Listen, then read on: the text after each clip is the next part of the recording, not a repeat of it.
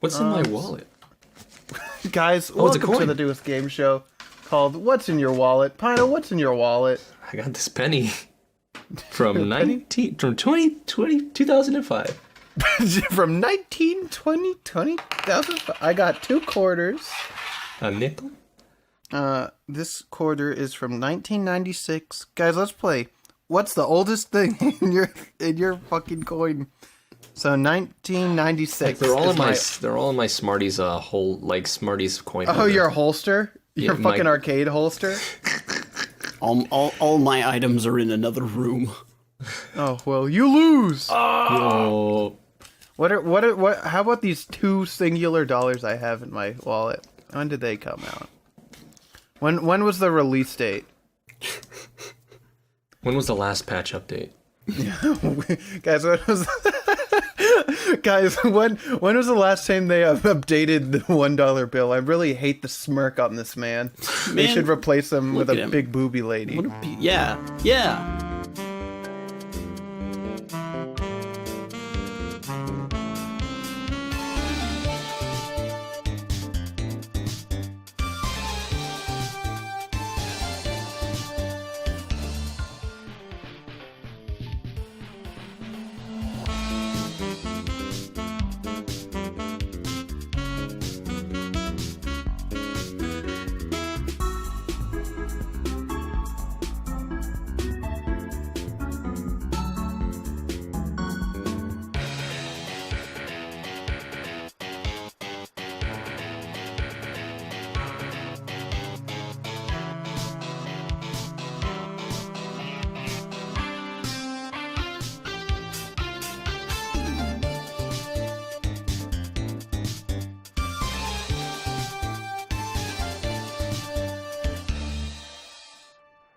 The intersection between 2 genres, podcasting, FAP, a shitty show full of idiots throwing the audio into the ether.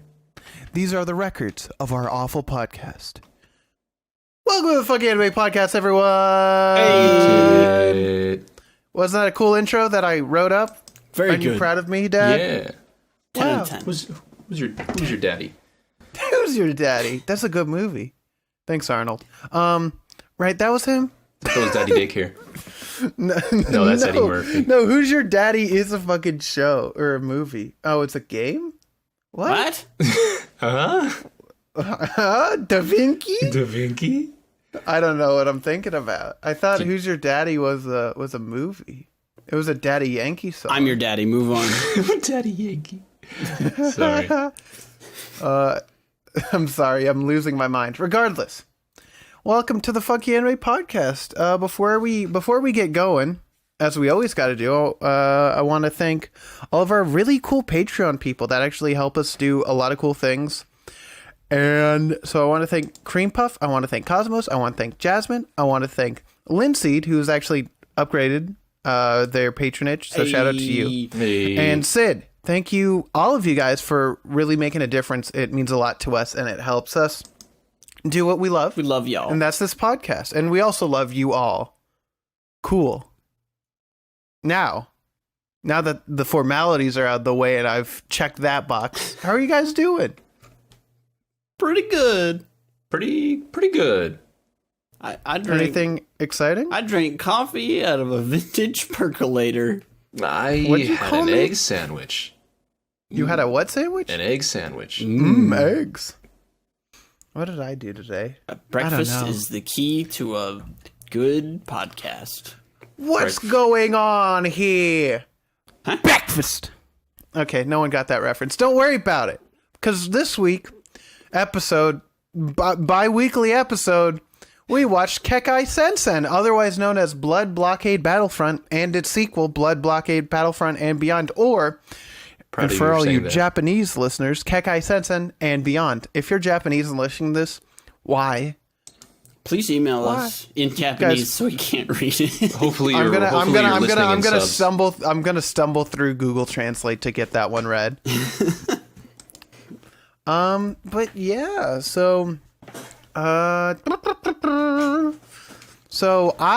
picked this because only I would pick it because I'm but a fool.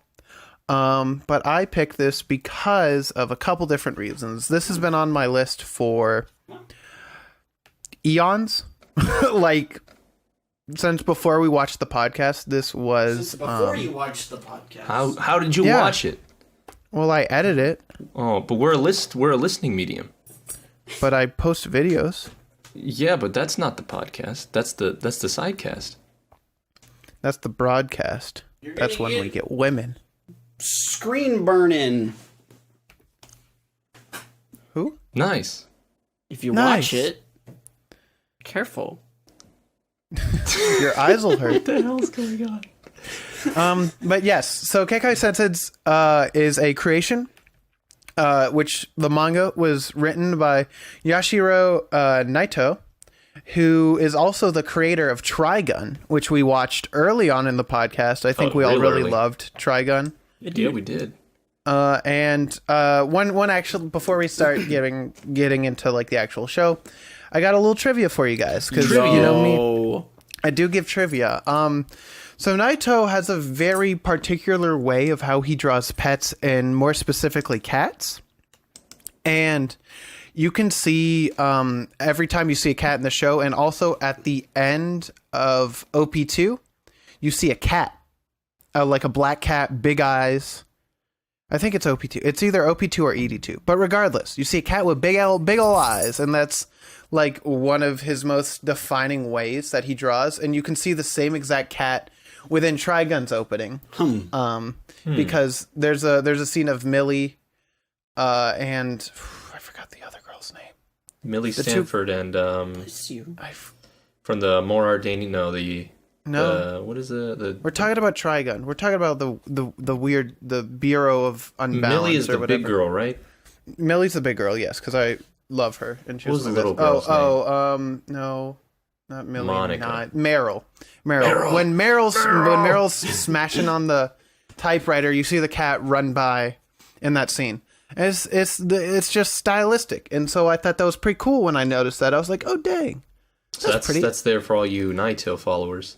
that's true. I'm also And a black cat enthusiast, so I approve. Black cats are very good. I'm also a cat. Meow. Yeah. Wait, no.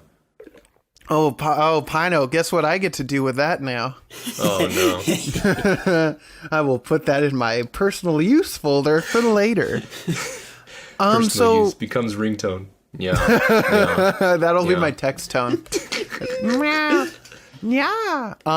But so did you guys know about the show before the podcast? You showed me the ED before. Mm-hmm. That's it. That's all I knew. As for me, I always like just looking and hitting the random button. I think there's a random button on one of these anime finder things to come across to find like new anime to watch. I stumbled across the promotional art, and I was like, you know what, this looks kind of interesting. And then I never watched it.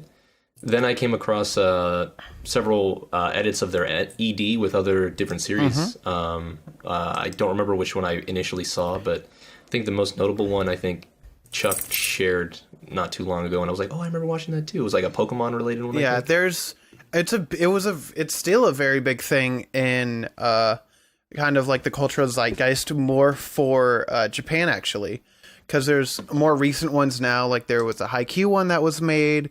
My Hero has one. There's a whole bunch of them. That might have been the one I saw. It's really interesting. So if you want to go down a big old rabbit hole. Yeah, I mean, that thing has its own fan base. Yeah, no, that fucking ED has... I'm part of that fan base, too, so it's we'll fine. talk more about it. It's literally fine. But yeah, like I said before, this has been on my list for a while, and I forced everyone to watch it because I wanted to. So that's how it works here, though. So let's just get right into that presentation, shall we? It was animated by Bones, who we've had on this podcast before. They've done a lot. You know, just some notable names.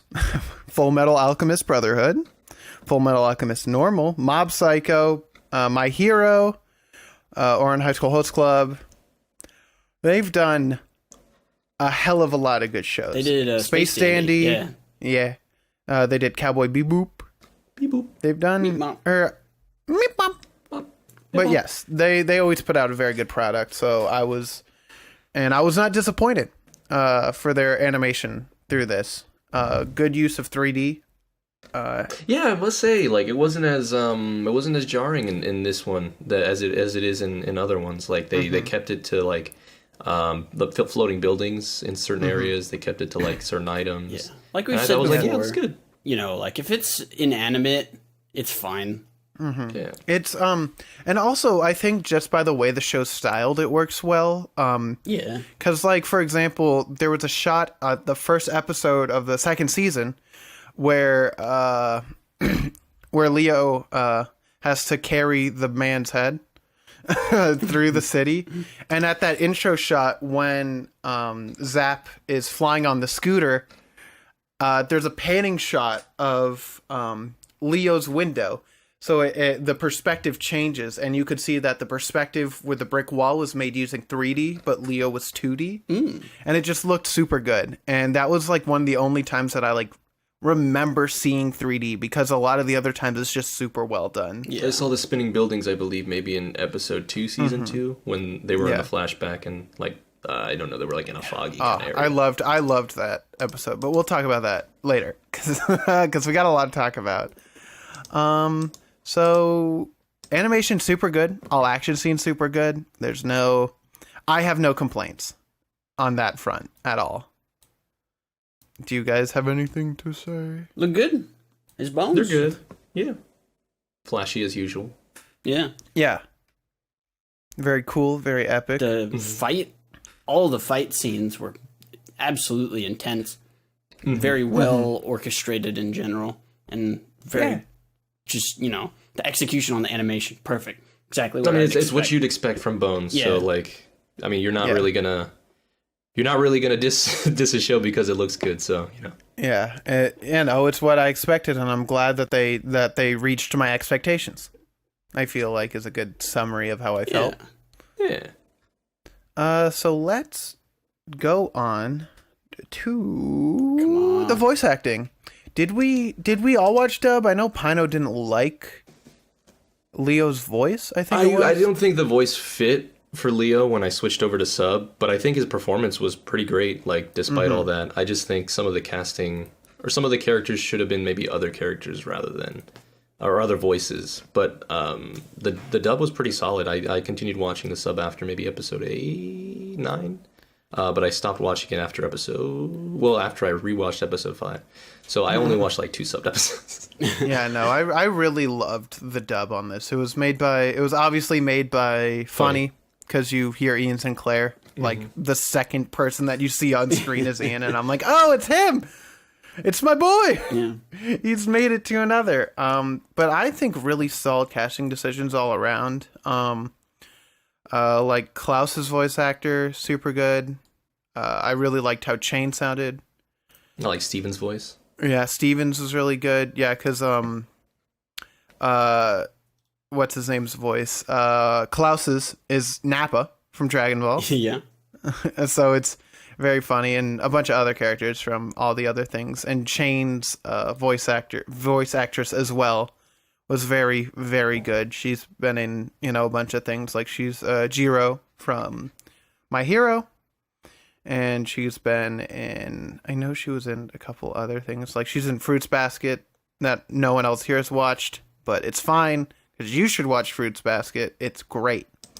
My only complaint is that Leo got a little screamy sometimes, and that kind of got on my nerves. But I don't know. I liked what he screamed. I got a little flashbacks to Zenitsu, but no one can top Zenitsu at this point. But I mean, I guess it goes more into like his character, which we'll touch upon. Yeah, I don't think he was nearly as bad as Zenitsu. Yeah. I must admit, he had moments, but it wasn't. Yeah, and Zenitsu would scream the entire episode. It's true, but then also Leo's like a pretty cool guy. Yeah. So, and from I heard I watched half an episode in subbed, and it seemed fine. No complaints. Seemed good. Yeah. I think they have some big names. I need to check Mal again because I think Zap's voice actor sounded very familiar, so I'm actually looking it up right now. Because that's Zoro. Yeah. The voice actor for Leo is actually fucking Jacuzzi Splot. Haha. From from good old-fashioned movie. And like I said, Zap's sub was Zoro, so I was like, that's why when I heard like first Ian and then I heard Zoro, I'm like, why does it work much better with the Japanese than like I love Ian's performance, don't get me wrong, but I feel like it should have been a little more rugged. But he does. I don't know. I always love Ian. It grew like this one. It grew over time, and I was like, okay, I get why they casted him. But it's like at the beginning, I was like, but he's not a mean guy except for that one time. Except for when he keeps stomping his when face. He's Dolph from like Space Dandy. So now that we've gone through voice actors, let's get to another aspect of sound. Yeah. It's called the OST, baby. Oh my god, this shit's so good, dude. It's jazzy. It's jazzy and it's funky, and like that's so good. Oh man, it has that perfect big city vibe, you know. I don't know if I'd say the big city is exactly what I think of, but it's I would sure say good. it's more of a, because I can't think of the word right now, and the only word that popped up was like sleazy, sneaky, kind of like stealthy kind of vibe to it. I guess I'd also say like some of the music sounds like Baccano music, which is always a good thing. Because Baccano's music is banging, but then there's also a lot of somber tracks, which I really liked as well. Yeah, and they're good. They're really good, and most of the songs are sung in English. Those are fun. Those are the fun ones. Like there was a couple of chase scenes in season 1 where the song I was just like, oh, cool, and I just really and I was like, maybe I should look it up. I forgot to. Sorry. Well, I sent you the link to all the music, so you can find it eventually. Oh boy. But there's even like a lo-fi hip hop beat song.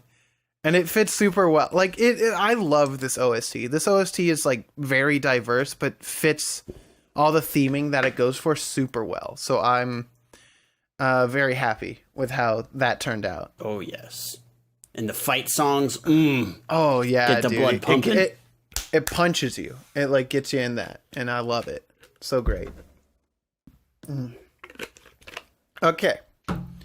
So now that we've talked about the OST, let's get into the main event, shall we? Yeah, the reason the podcast was made. Literally the reason why I found this fucking show. Welcome to the OPs and EDs. So first, the first OP is Hello World by Bump of Chicken, who you might know from a bunch of other things. They did the One Piece Hungry Days promotion. And they've done a bunch of other really good stuff. More recently, the Pokemon little AMV thing they did. Yeah, that's the thing. I was talking about this. It was a seance moment for me, basically, because I like at the time that I like picked it and like I announced it, literally a AMV made by Bump of Chicken and Studio Bones was made for Pokemon, and I'm just like, I knew it. What was it called? I felt Gotcha? it in yes, or that was the name. It's on Spotify, so you can get it there. But they've done a bunch of things, like they did the ED for OP or One Piece movie 4. I don't know what Dead End No Boken. I don't know. Oh, Dead End Adventure. Yeah, that they did that. They did a bunch of things. Then they've done March Comes In Like a Lion, which those OPs and EDs are great, but that's for another day. Because we got to talk about this one. So OP1, I really love. I know Pino is not the hugest fan. I'll let you begin. Yeah. So basically, this opening basically goes through the story of a normal day for Leonardo Watch. And I think it's a really cool way to have this kind of intro style, because it has a bunch of pictures at the beginning that form into the scene of the city, which is a reference towards White taking all those pictures that you learn in the backstory later on in the season, which is really cool. And then the large majority of it is you see Leo walking around in the crowd, and it has all like your other main characters and, you know, just a bunch more pictures. And that's why there's also tearing in this opening as well, because like tearing of the pictures. So I think that's a really cool thing. And then it after a bunch of that stuff, it becomes a very stylish little fight scene when the chorus kicks in. It's a nice rotating shot, which I always love in my OPs. It has all your favorite characters in in like one fluid scene. You see Naito. There's a bunch of references to his name specifically on buildings, on store names, and one of them says Naito, so that's pretty cool. But it shows everyone's like cool powers, and it goes through a bunch of different settings and scenes. You see White fade behind her. You see Michaela, right? That's her name. Michaela. Right? Michaela. I was so close. But you see Michaela rotate, and then you see him standing at the carnival, which is also a setting where the King of Depravity, Black, or I can't remember his exact name. Give me 1 second because I have it. He's the King of Despair is who he like was, and then the Queen of the Queen of Monomania, where they were watching like the whole shit kick down from the final couple episodes of that season. And then you see the King of Depravity and the Queen of Monomania partying together. And then you get this really cool shot of a bunch of blue fire going around the King of Despair in Black's body. And then it shows kind of like a little showcase of everyone that you see standing with Leo. And then Leo clenches his fist, and then he stands up in the rubble of Hellsalem's lot. And it's a very nice and triumphant sound. And then it shows the fucking logo, and it has the distortion effects from when you see the all-seeing eyes of the gods. And I don't know. I just really like this opening. It's very cool, very stylish. And it's great. Pino, what you got? Once I fully watched the show, looking back, I'm like, okay, like it makes sense, but I don't like. For me, when I first watched this, I was like, it doesn't really. I don't think I really got the sense of like the sense of like comparison. Like this is pretty tame compared to like the show itself, because like right off the gate. It just doesn't feel like it fits, especially when it comes to the music. Now, that's not to say the music's bad. The music's really nice. I like it, but I just don't think it fits like this overall kind of like theming and like the rest of the series, especially with season 1. I don't know, it's a little weak, and like compared to the others, there's like a lot. I mean, the rest of the songs like easily overtake this one. Everything's pretty solid. It just feels average to me. Like it's like something that. It just doesn't feel like what this show actually is. And I just, it was an easy skip for me. It wasn't too man, that's what hurts me the most when you say easy skip on this fucking song and this OPM. I mean, the other songs, no skips, I swear. But this song is so good too. But also, before I forgot, the intro, like when you see the city, that's actually before like the Great Collapse happened. And then you see the light, and then when it comes into the pictures, then you see Hellsalem's lot with the dome of fog over it, and it's just really cool. I don't know. And the song's very good, and I just think stylistically it's super fun. Song's good. It's, I would say this is the weakest of the openings and endings. Mm-hmm. It's true, but I still love. I can definitely agree with you on that. But I feel like this is still quite a banger, in my opinion. And they did great on the execution of the visuals. Even if I kind of agree with you, Pino, in that it doesn't really evoke the sense of the show, but I don't know, it's good. Gets the job done. Yeah, I'm not saying it's garbage. I'm just saying, I mean, no, I got you. It's there. I expected a bit more hate, so I appreciate. No, the hate goes everywhere else. I know, and it's gonna make me upset later. But I don't know, man. It's great. I love it. But we're getting into the main course now, boys, because we are going to look at quite possibly the best ending theme ever made. Sugar Song to Bitter Step by Union Square Garden, which you will hear that name again in the future. But Jesus fucking Christ, what a good ass ending. It's just so simple. It just has the characters dancing in front of a red velvet curtain on a stage. That's it for like 90% of it. And it's so good. It shows how stylistic everything is. It gives everyone's personality so well. The song's so fucking good. And you can even see whenever they have the spotlight, you can see that they actually figured out the perspective because you can see the rim of the bottom of the light that's actually offset and smaller because of the distance it would be from the light. It's just good. It just makes me very happy. There's a couple scenes where, for example, you see the scene where Leo and Michaela, they were at the Statue of Liberty at the time, rest in peace. And then that's when the all-seeing eyes of the gods were bestowed upon Leo, or forced upon, rather. And just shows him breaking down. And then it has a scene of White, who has her, who puts her foot into a white rose and then starts bleeding, and then she drags it on the ground. It's super cool because the whole background's white, and having foot? That like, hey, I give this show a fucking pass. If this ending could be this fucking good, I will give it a pass. I will not complain. And then I think my favorite visual from this whole ending has the King of Despair, and then Will, or Black, standing back to back in that same dimension, like that kind of white dimension. And you can see... What? Can you not hear me? Hello? Will or Black does what? Hello? Okay, He's back. returned. Sorry. Guys. Yeah, no, I got worried fine. there. No, literally, though. It has Will/Black with his back against the King of Despair. And you can see because obviously they have different eye colors for the personality. So they're standing back to back in it, and it's just a really cool shot because I didn't think any of it until I watched the show, and I'm like, Jesus Christ, that's cool symbolism.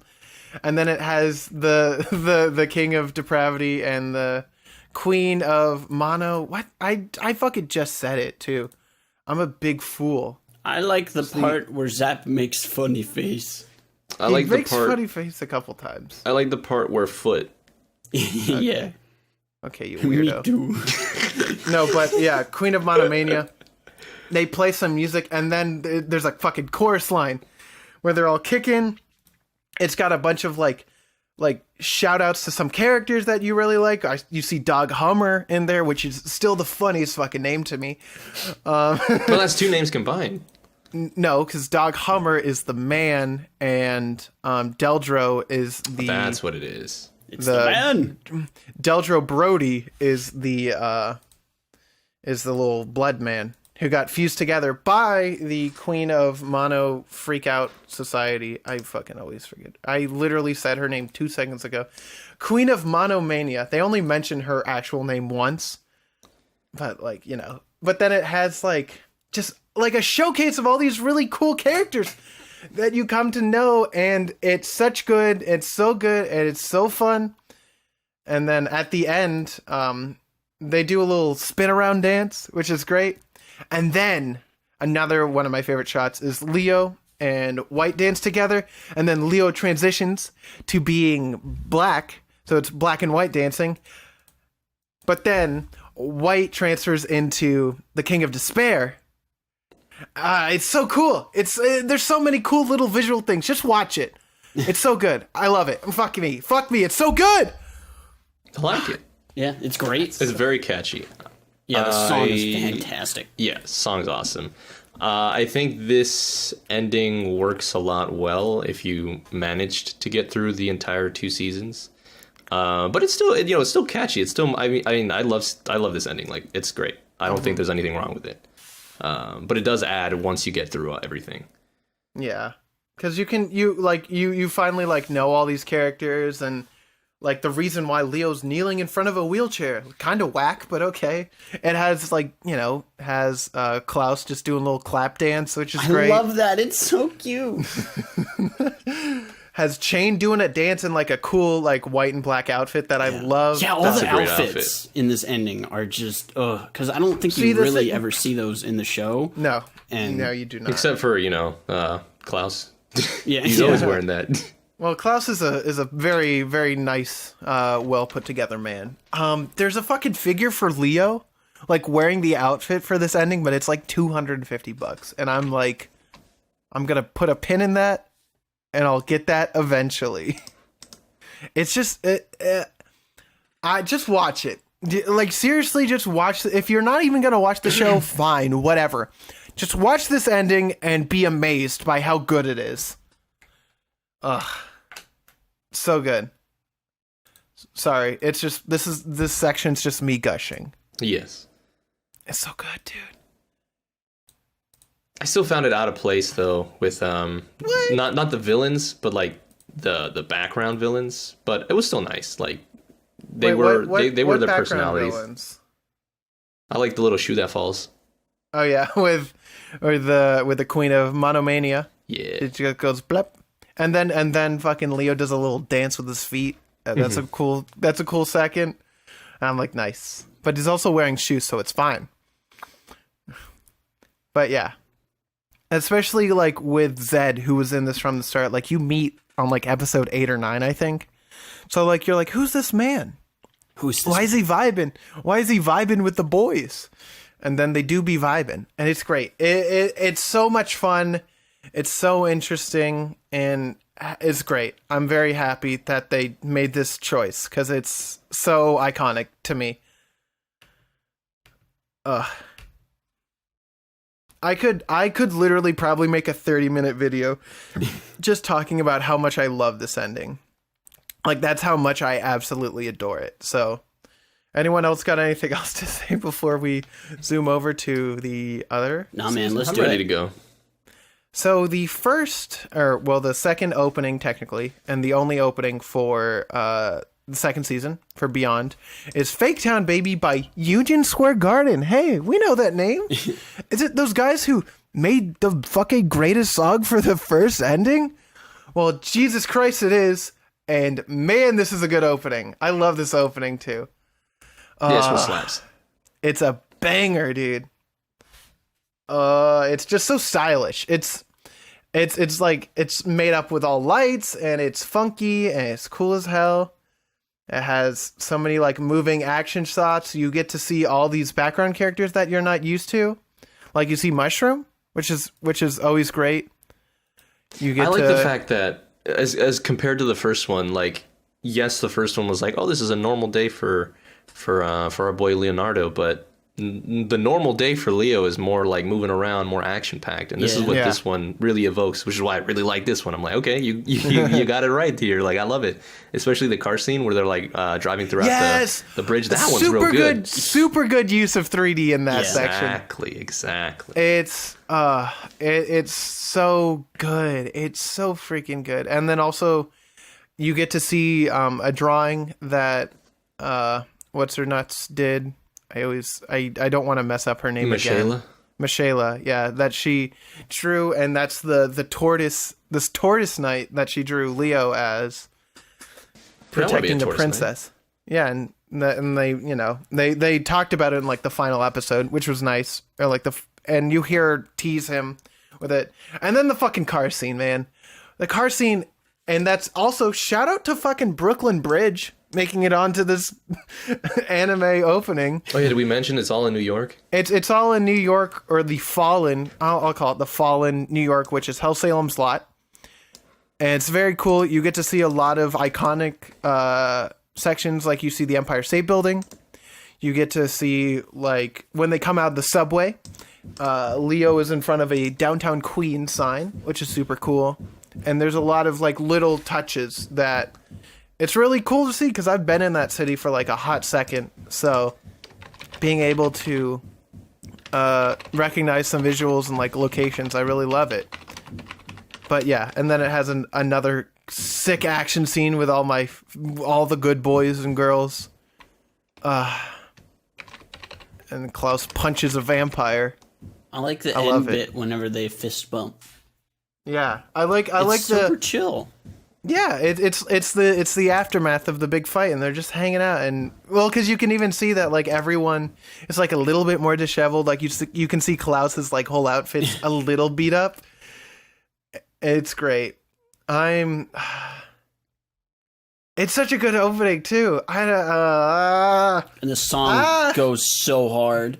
Yes, it's unfair how good the fucking song is. Union Square Garden has done a lot of good stuff. Like they've what they do? They did March Comes In Like a Lion second season, second opening, which is maybe my favorite opening out of that series. They did the Ballroom anime. They did the opening for that, which is super good. They did the Soul Eater opening that, woo, what a good one. And I think that's all they've done that we would know of. They also did Fate Grand Order at one point. So, but super good. Just normally you could just listen to any of their music. It's super good. But yeah, man, just a good opening. Just a nice, solid, good opening. Hit it out of the park.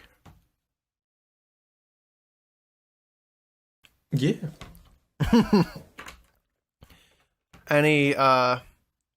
Any statements? Also, by the way, the cat is in. Well, there's actually a cat at the beginning when they're running. Oh, it's really? sitting on top of the mailbox. Of this opening, because when you see the shot of Zap and Leo running towards you, there's a cat sitting like on the trash can, I guess, and it's looking up with its big ol' eyes. And then I will also talk about it at second ending. But anything else we got? Oh, that's the cat. Oh, it's hiding behind the little Oh, box. there he is. Yeah. Oh, that's sneaky. Yeah. I thought that was just a cool looking mailbox. And also the graffiti that Leo and Zap run in front of says Fake Town, much like the song Fake Wow. Town Baby. Who says we don't do trivia? See, I do the trivia at this house. Is it And Anytime also- Boys? Just one more thing. Okay. I'm sorry, I just keep watching this and I'm like, fuck, that's right, that's so good. But with you see like the blue vision, the all-seeing eyes of the god vision. It's very cool how they like have these silhouettes and then they have the red silhouettes for those who are like monsters or disguising themselves that only Leo could see. I just love that. It's a very nice touch. But yes, that's all I got for the opening. Now we can go to the ending, which is so funky. Oh. It's Step Up Love by Daoko x Yasuyuki Okamura, he did the Space Dandy opening. Yep. As soon as I heard So it, I was you like, hey, can- that sounds yeah. like the guy, the Space Dandy. Yeah, I had to look it up just to make sure I was right. No, I was, yeah. But Jesus, this is it can't beat the first ending. I think it's But pretty damn close. It's pretty damn close. It's a phenomenal ending. It gives off the funky vibes. It's great. It's very stylized. It's good stuff. It's so good. Some of the guitar boing gets me all the time. I'm like, ooh, it tickles. Yeah. But what Chuck, I remember Chuck, you noticed it, and I noticed it a little too. But in the Patreon chat, he pointed out that like each of these like images that show up on the screen has to do with some of the episodes that that occur. So like every episode, you get a little bit more of a added perspective as to like some of the characters or some of the moments. Like there was the very funny cloning doctor there dancing around. You have I love the Patrick doctor. working on stuff. You The got the guy doctor's- opening the door twice for like with the the goop episode with the behind building. him Yeah. that Zed was looking at as well, because like with the door opening, with You the get goop president falling. or the speaker of whatever the thing was, Yeah, like his that's- head floating around somewhere there, which is funny. Yeah, there's the werewolves all shooting, which is great. There's the little headphone girl who's talking with the Queen of England. The You even get those lockpick kids guy. singing the song in that one episode with mom. Yeah. Well, see, that's a really cool thing because the kids are there on one side, and then the crew that was doing the raid during that episode is on the other half of the screen. So it's the kids and then the raid group, and I think that's a really cool like visual touch. And like the New Year party that you see, it's so dense, and the song's great, and the visuals are great, and I could vibe to this song like all day. Right? Like it has the brain from when the butler got his head taken. And there's Uno! Good stuff. There is Uno. I saw Uno and I'm like, oh, dude, Uno. They're going to get sued for that. But yeah, it is a banger of a song. Oh man, it's so good. I'm just like, every time I watch this, I get sucked in and I get hypnotized. It's so good. Such a variety of art styles. They mix it up a little bit. It keeps you entranced the whole way through. Also, one of the last like flashes of images that they do at the end actually has like the final boss man who took the fiance. What was his name? Was it Thomas? It was what was his name? Tyler? What's the name? It was Toby. It was Toby, right? Sure. Yeah, sure. Yeah, it was Toby McLaughlin. Oh, hey, and the cat's in this. Yeah, the cat's at the end. That's what I was talking about. It said meow. Funny enough, I had to let Jamie into this room, and she may have interrupted you talking about that. That's fine. The cat's great. But yes, it's so super good, super fun. Has a bunch of like different little nods to it, which is great. I do think Pino mentioned it earlier, but I do think the doctor, like the split doctor, just do a little jammy jam. Yeah, it's my favorite part. It's probably my favorite too. It's so good. Yeah, I don't hate everything you hate. Which makes for a perfect segue. Oh, guys, I'm scared.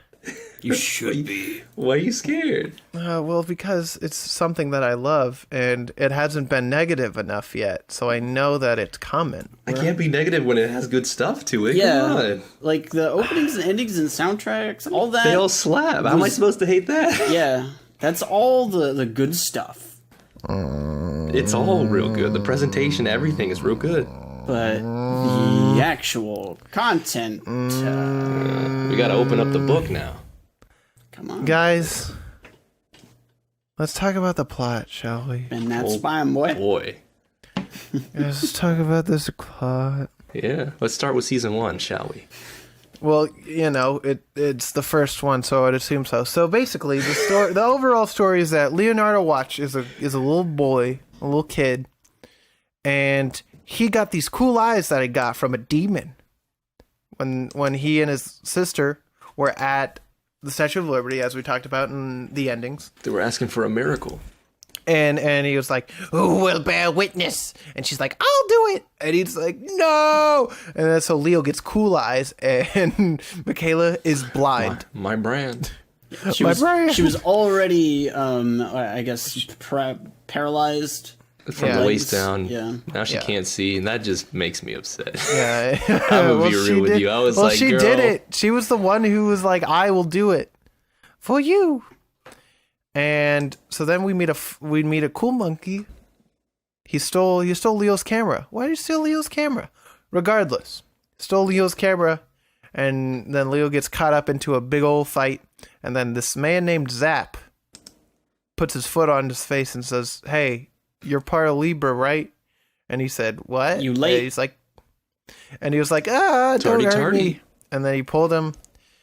And it's found out that he, in fact, is not part of Libra, which is a cool, hidden organization to protect the world from devastation. And it's basically there to protect the balance between Earth and the Alter World, and the gate to that is at Hellsalem's lot, New York City, or New York City. I'm just losing my mind. York New? Dude, September 3rd. We got to get there. It's September 1st. Is it September 1st? I'm pretty sure it's September 1st. I don't know. Either you and I look like a fool. Either one of us. Hunter X Hunter. New York new September. date. Let's see here. Lego Hunter X Hunter meeting in New York City. What are you looking up? I didn't type it incorrectly. York New City arc. Click. La la la la. Time to spoil myself. No. Don't look it up. It's September 1st. Damn. That was close. I think. Well. So you didn't find it. Hold so up. you Hunter x Hunter September. September 1st. It Gotcha. comes up September 1st. I should know because I'm always disappointed in the first day of September. Dude, Everything happens on the 1st. it's okay. But so we meet a bunch of different people. We meet Chain, who's a little spooky person who can go just disappear. I wouldn't say meet. We I'd sure say do meet a bunch of different No, people. well, we get introduced. We don't. We see him. We say hi, and that's We it. see Chain, and we see Klaus, who's a big, scary man with teeth. He's I don't not a know big scary if- man. He just looks scary. He could be scary. I don't know. He doesn't look that If scary. you're- He's got a distinctive underbite. Apparently, he's not a. He's part blood breed, but he's not a. If you're bad, he's mean, but he's a good boy. Yeah, I love him. He's a Klaus good is guy. great. We'll talk about him later. But regardless, Leo then, because he got cool eyes, they're like, "Hey, bro, come hang." They're like, And he I said, know, "Okay." I know, we thought you were someone else, but you chill. Come on. Yeah. And then, Leo gets into some hijinks. He sees a dry cleaning van that's actually people. He finds people who are doing drugs. Nice. I feel like we skipped a lot. What the hell? We're already in episode 2? What the hell? Well, yeah. Episode 2 was the one where they were. He had to use his eyes to see where they were to let everyone protect him and save him from the clothes house. Yeah. Protect everyone? Yeah. And then we meet White, who says she's a ghost. You're flying She's not- by all these pretty quick. Well, Feel that's how the show is. Yeah. Yeah, pretty breakneck Don't- speeds. And also, That's- I don't want to really go into a lot of the more minor segments. These episodes are really made to kind of flesh out the world more than anything, to flesh out kind of the day-to-day. And that's life. kind of my issue with the way this style is formatted, because essentially it kind of takes the format of the episodic approach, where it's like you have your scenario one episode and you have your solution one episode. Typically it works if you're doing it right. I don't know. I feel like the first and the second episodes, the fact that you had to jump so far in between them, I was like, you took me for a loop, kind of like the anime did, because they jump around. Like episode 1 kind of starts out in the middle, as most shows do, and then it goes back to the past. But if you even for a second lose if you distract yourself for 1 second, Well, you gotta pay you can attention, have dude. to go back. I had to watch the first 5 episodes. You twice gotta pay because attention, I looked homie. down for 1 second, You I did looked not back look down up, for 1 second. and oh, they're in a new scene. Let me go back real quick. Oh, when did they explain this? Oh, I guess they said that super quick. well, And then let me go back. you gotta Okay. you gotta pay attention. I homie. mean, if a show's not holding my attention at that point, that's I- probably a big it held mistake. my my it friend. held my attention. I mean, was in Too the much whole happened. time. Too much I was- happened. So here, what gets me is that it goes into everything so fast. I really think the first season needed some slower pacing because They there's- really did, because they throw you in the world. I'm like, okay, Well, that's guys, big guess enough. what? This is already Guys, full of hold on. monsters and aliens Let and me- whatnot, let me- and then they just throw everything at you. Chuck, before you go, let me finish my thought here. So I will not. We really go from Leo. Sure, we have a small incident of him chasing the sonic speed monkey, and then after that, you escalate into everything else. But this show starts on a 10 and just tries to keep it there. They And do it pretty well. They keep it at a 10 usually. it just was overwhelming to me, and I couldn't keep up with that. 10 on the there's- sensory scale. There were too many characters, and I just didn't pay attention. And they didn't even don't- have enough screen time either. They'll Yeah. show up, Guys. say a couple words, and then we move on to the next scene. Well, Fucking also Patrick. when you no, shush, give me a second. And even I Shane. gotta defend that point, because if you are a massive organization like Libra, you are probably going to run into a lot of different people and not spend a whole lot of time with them. And if we're following Leo, who we are for the first episode or so, you don't it's his first time meeting them too, so like we don't really know them that well. Like the person that we know the most of at the end of that is Zap, and I feel like having a big company like that, it makes sense to have like, you know, just quick encounters with your coworkers. Sure, it works diegetically, but I'm gonna have as a viewer diarrhea. It's just like, oh my god, there's all these people, and I'm not gonna remember any of their names because they're all being introduced so quick, and then they never show up again. And like my biggest comparison in this moment is how many characters this has, and like it reminds me of kind of like they're really like speeding through it. Like there are shows that do something like similar to that, where they introduce you to a whole big organization, but they at least slow down and introduce everybody like a little bit better than this. Like I'm going to bring up a show that you both probably hate, but I don't know if you actually do hate it. Fairy Tale. Off the bat, after episode 1, after episode like 2 or maybe in 3, they're introduced to the guild. And they've got everybody there, but they're not like, oh look, here's everybody, oh look at, oh there we go, blah, blah, blah. They take time. They're like, oh hey, let's spend time with this guy. Okay, cool. Yeah, but I think they take the time, and even though it's not a lot of time that they spend with either, it's just enough where you're just like, okay, I understand what these people are. I didn't really feel attached to a lot of these characters until the second season, just because everything got blasted through so quick. Sure, Zap sticks out because he's Zap.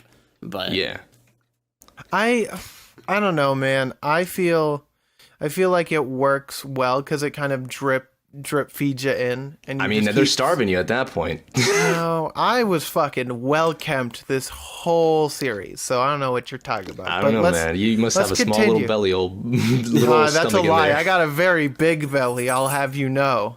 But quickly, episode 3, and since you guys were asking so much about going quick, quack.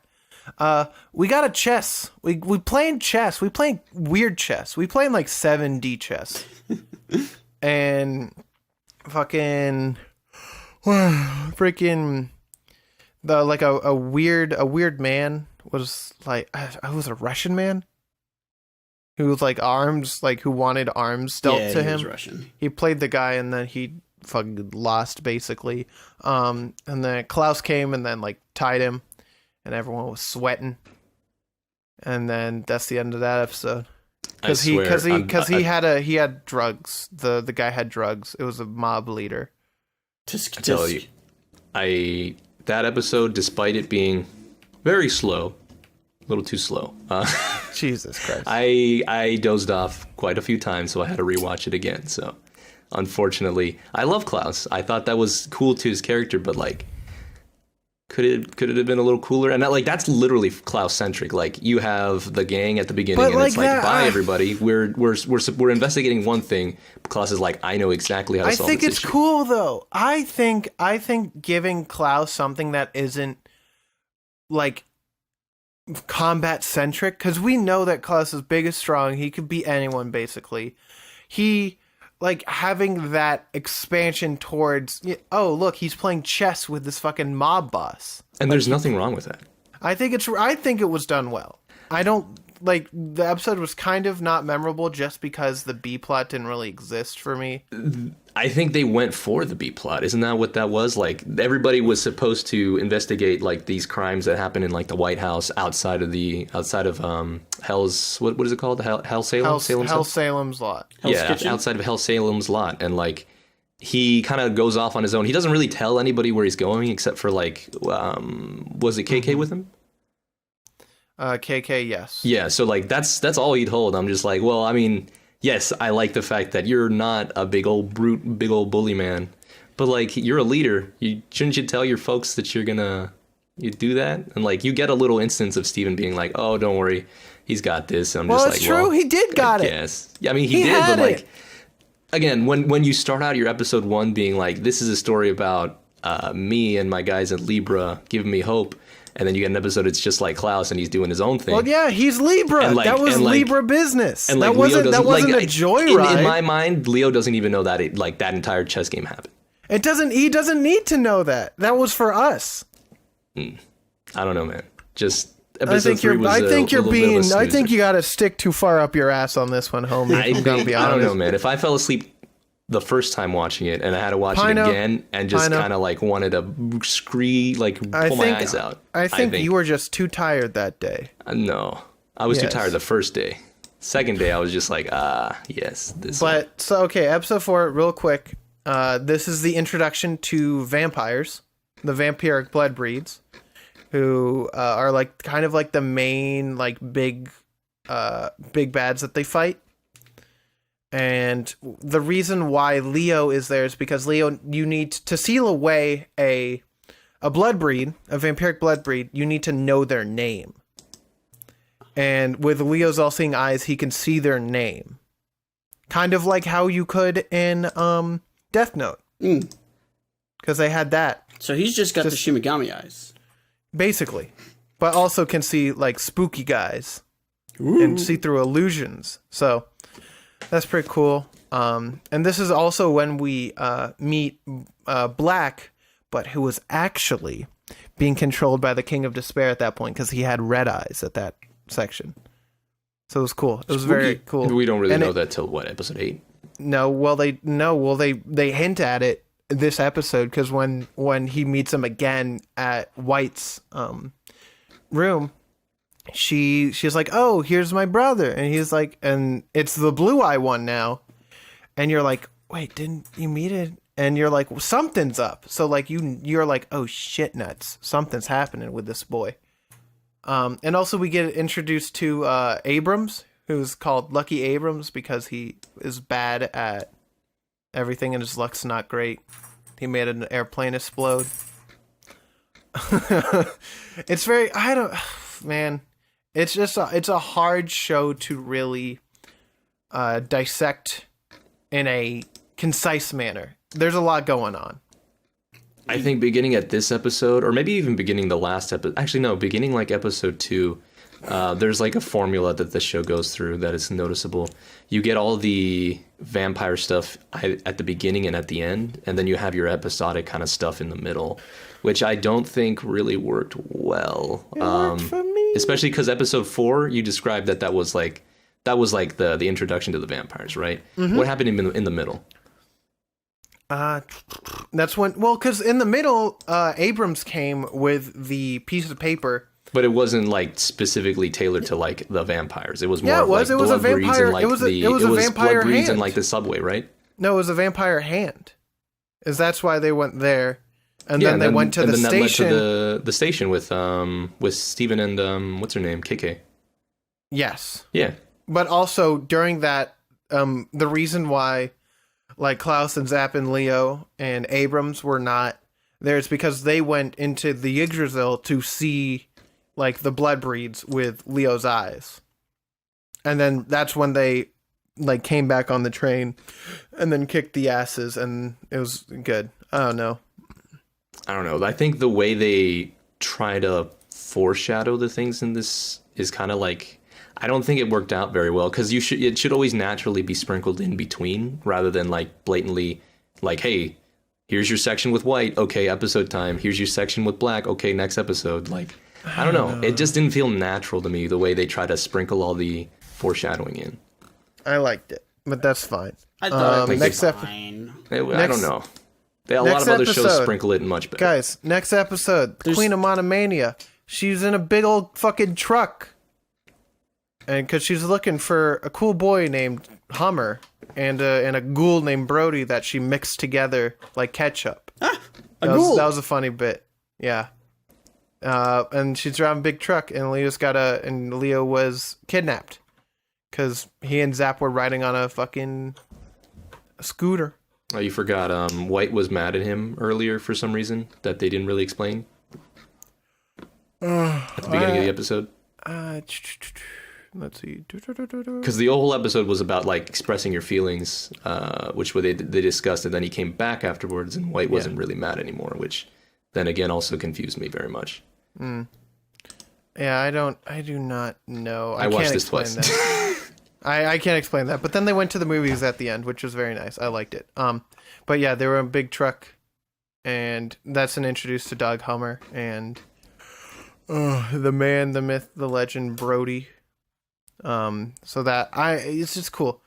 Deldro is his name. Deldro Brody. I don't know. This is another like kind of like filler episode, you know, not essential to the plot, but adds, I mean, most of like I don't know, like the entire first season for me was all just filler until it just adds to the world. It's just world building. Like you get to see actually like Queen of Monomania. We get the introduction of Doug Hummer. We get to like learn more about like the workings within like the King of Depravity and see, I don't mind any of that. But the fact that you don't get to see the Queen of Monomania or the King of Depravity until much later again, like, like it feels like it's just counterintuitive. You built the world and it's like, okay, we're dealing with other things. Well, because I also against that point is because I feel like the whole vibe of Hellsalem Slot is that there's so much shit happening. Mm-hmm. Like it's not just from a big bad, it's just the city itself is a fucking shit show. They stated that in like episode 1, like there's a bunch of organizations, but like when you have that many things to like throw at somebody, it can get a little overwhelming. It can be just a little messy, like a lot of the times. And when we talk about episode 6, I can't wait to be the positive one in this one, but the first 5 episodes were probably they were all over the place. There was like nothing that I very much enjoyed, but you know, it was flashy. Too much happened.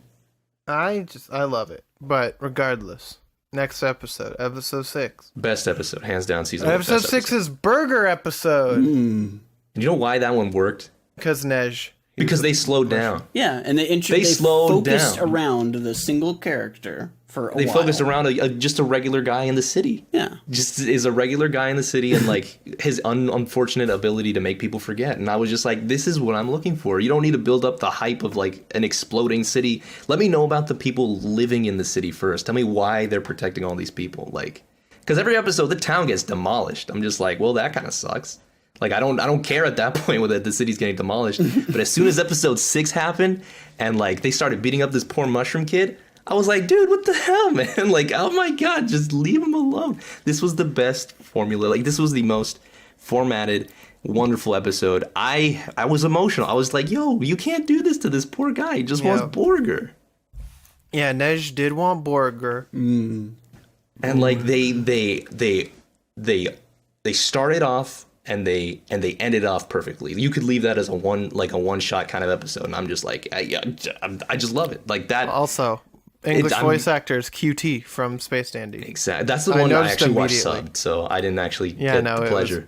The second season we get to see him with Chain. So. Oh, that's true. So you did get to hear. But like. That episode was phenomenal. It was a really good episode. That will forever be the best episode in this entire series, hands down. I can't praise it enough. I don't know about that, but it was a really good one. I really liked it. Look, the fact that a show 5 episodes in could not elicit an emotion from me, and episode 6 could like literally tug my heartstrings. I'm just like, you know how to make a good show, and you chose not to for some reason. It's good. All right, I'm done being angry. Okay, guys, episode 7. This is Fight Club. It's great.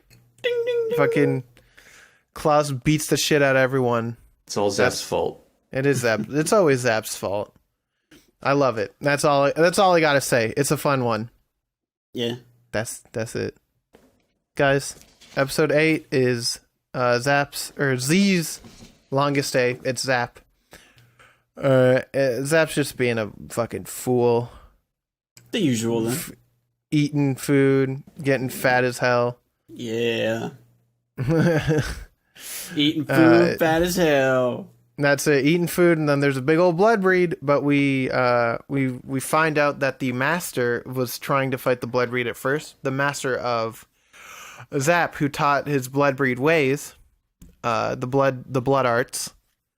And then after like the man is made into an egg, after the blood breed is an egg, the master was like, hey, Zap, you should fight this guy, and if not, I'm gonna take you. And he said, no, you can't take me. And then Chang got a phone, was like, hey, girl that Zap likes, Zap's a bit busy right now. And then Zap's like, ooh, I fight now.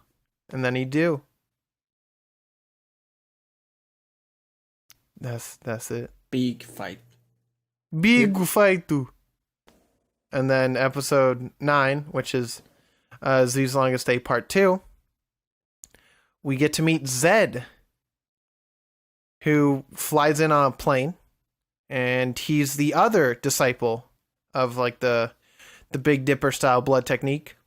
And it's good because we meet a cool guy. And, you know, we just see Doug Hummer again. We just see fighting, you know, just introduction to Zed mostly is this. And then Zed becomes part of Libra. But he fish. He is a fish. He go blub blub. I like him. Yeah, but he's fish. Great. Yeah. You can't eat sushi around him. Actually, no, you can. No, he doesn't care. Yeah, He's he like, can. nah, dude, what? You think fish are don't eat other carnivores. fish? That was I like that idiot. part. I was like, he was showing him up. Zed is a very underrated character. I wish he had more. Well, he did get his own like full episode. Yeah, in season 2, so they I'm gave glad. him, they did him Season- justice. They gave him the 2 spotlight, but I don't think he was featured too much in the episode. He was, yeah, no. either. Well, it was about like the emotion of it, you know. Once again, they introduced a relationships. character that they didn't really utilize until the season next 1. season. Yeah. Yeah. It's fine, guys. It's Again, fine. The total amount of focus, and I put it in the Patreon chat. Shout out to the Patreon. Like, they focused mainly on Zap, Leo, Klaus, and I forget the other, Black and White. That's basically the entire season 1 focus, or the That's people fine. you should be paying attention I love to. them. Everybody else is literally there to look cool, say something cool, or, you know, just be in the background. They do look cool though. It's true. I'm not doubting that. They just probably should have had more presence for me to care about them a little bit. Yeah, and then episode 10 is when we first do the lunch restaurant because fucking Zap's being an asshole and Zed and Leo just want to eat. This was the episode where And that was a nice episode too. I like that. the god of Chow, which felt just felt like it was a Bobobo bit. Like yeah, I had like major the god of Blabs a lot, goddess Blabs a lot vibe from that. It was great though. There's a couple bit, dude. When this show is trying to be funny, it knocks it out of the park. Yeah, no, comedy's really good in this show. I laughed out loud a couple times Yeah, me watching too. this. My roommate came in and was like, "What the fuck are you laughing at?" I'm like, "Don't worry about it." God of Chow. God of You wouldn't Chow. understand. He doesn't speak Japanese. He's not hungry enough. But it's then after that we figure out that there's a bunch of robots being made places and that the portals or not portal it's a barrier. The barriers between the Earth and the spooky world, one of them got broke during that fight in the last episode.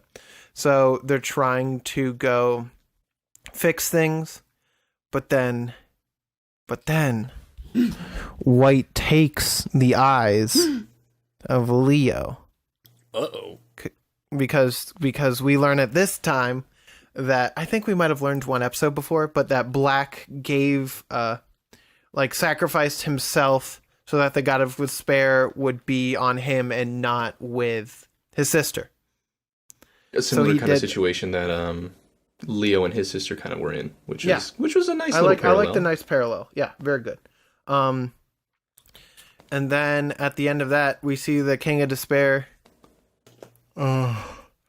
It's like, I gotcha, and then that's it.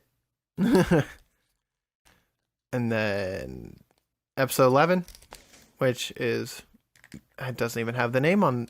Oh, Paint It Black. Dude, I want to paint it And, black. and this was the background episode that we got the story for Black and White, which I loved. I really loved this flashback. It was very cool. And it was also during Halloween, so happy October, everyone. I definitely picked the show because it was Halloween. But yeah, and then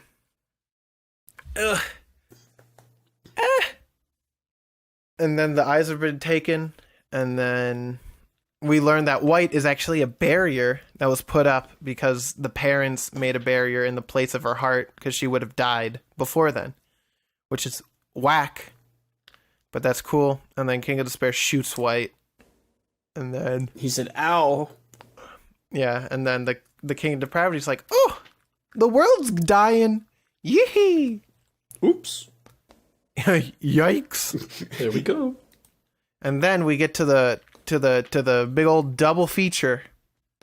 The long episode where that didn't have to be that long. I that liked legit it. didn't have to be that long. I thought it worked. 10 minutes in the middle was just him running and just like an excuse to show the characters I want to see the character. Pino, when you tell me that they don't give characters enough time, and then when they give time to give to the characters, and you say, I don't think that was needed. You know why it wasn't needed? Because I didn't feel anything about them. Bro, I felt great. They didn't give you a reason. They felt pushed in.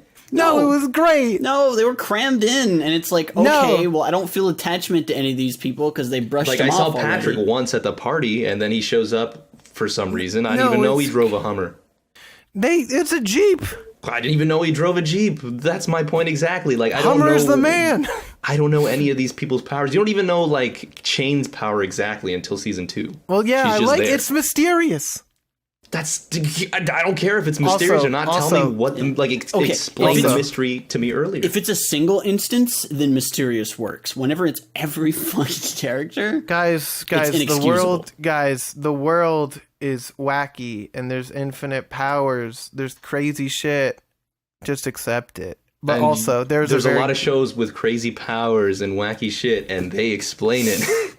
I had a great time. Dog hover threw Leo in the air, then Chain caught Leo's like, thank you so much, but then building came. So then Chain said, bye bitch, and just let him go.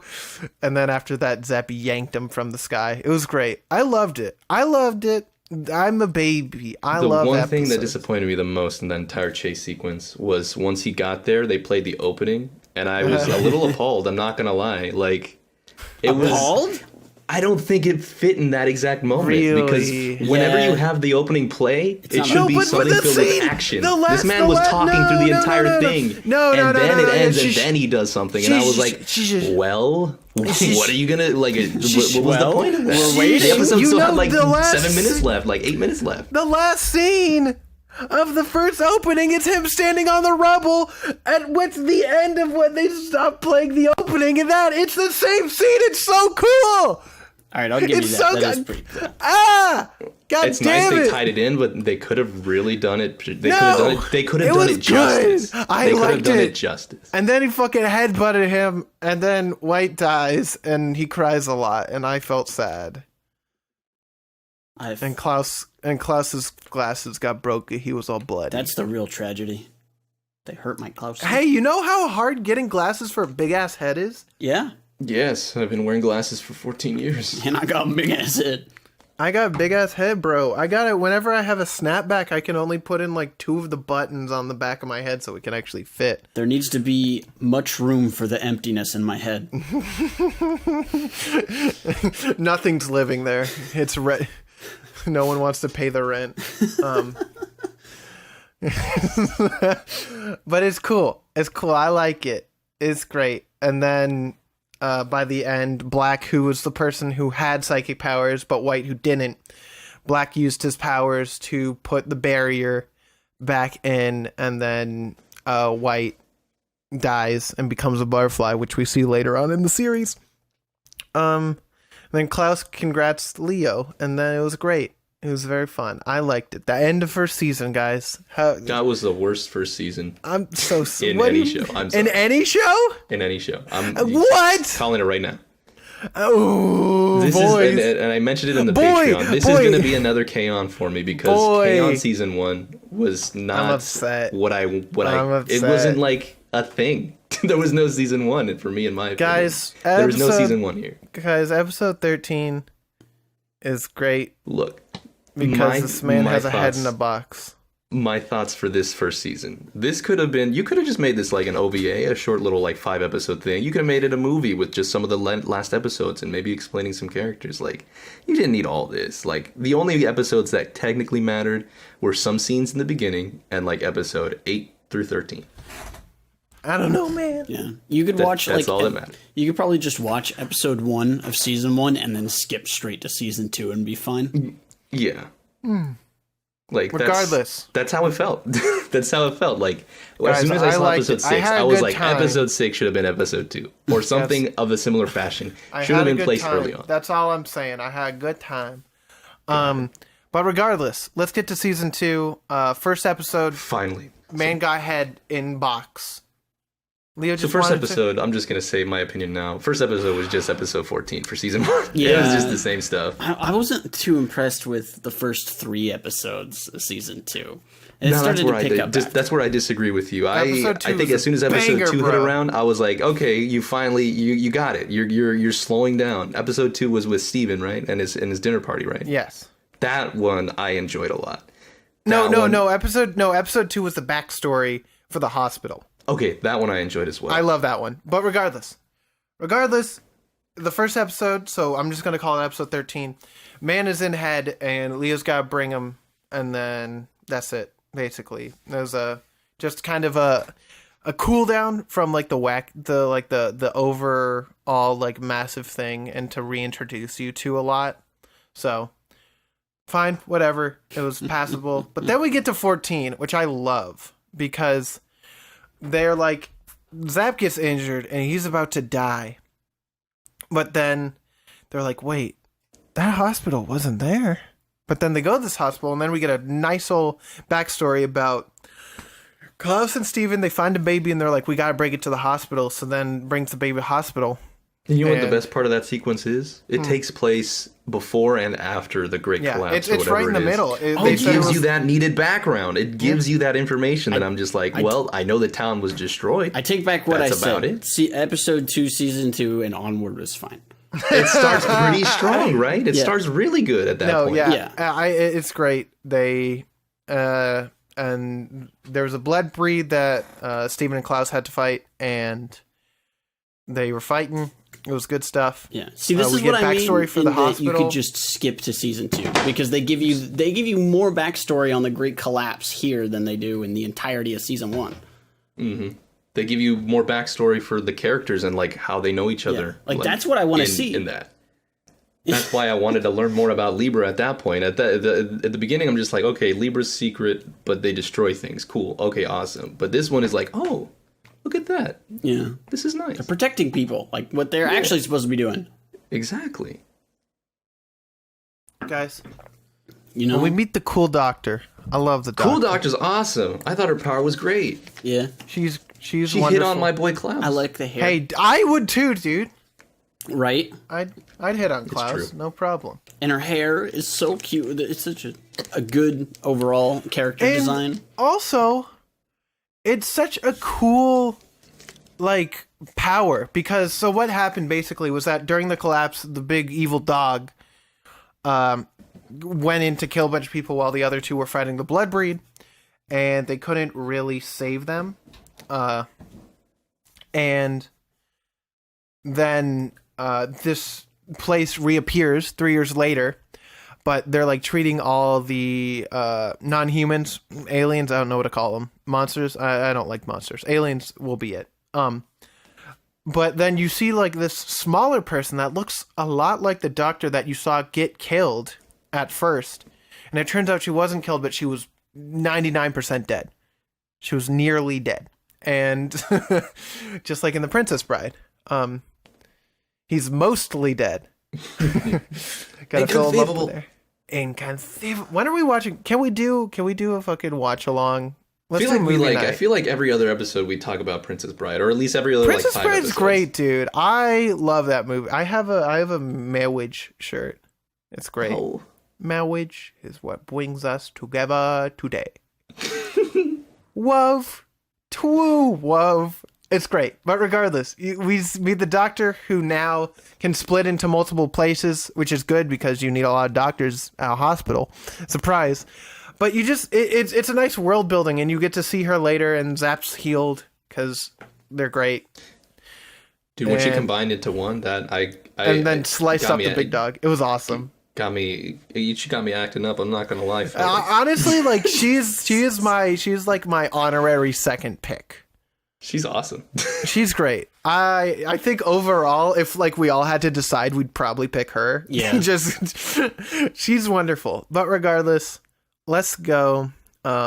let's go to episode 15, which is Steven's party. Yo, that was so Pino, good. you talk about it because you seem like you love it. Good. This starts out so weird. I'm just like, okay, we're hanging out with Steven. What's going on? He's talking to his little like chef lady, and they're like, oh, I got dinner plans. And it's like, oh, cool, you got your friends. I'm so happy you have that.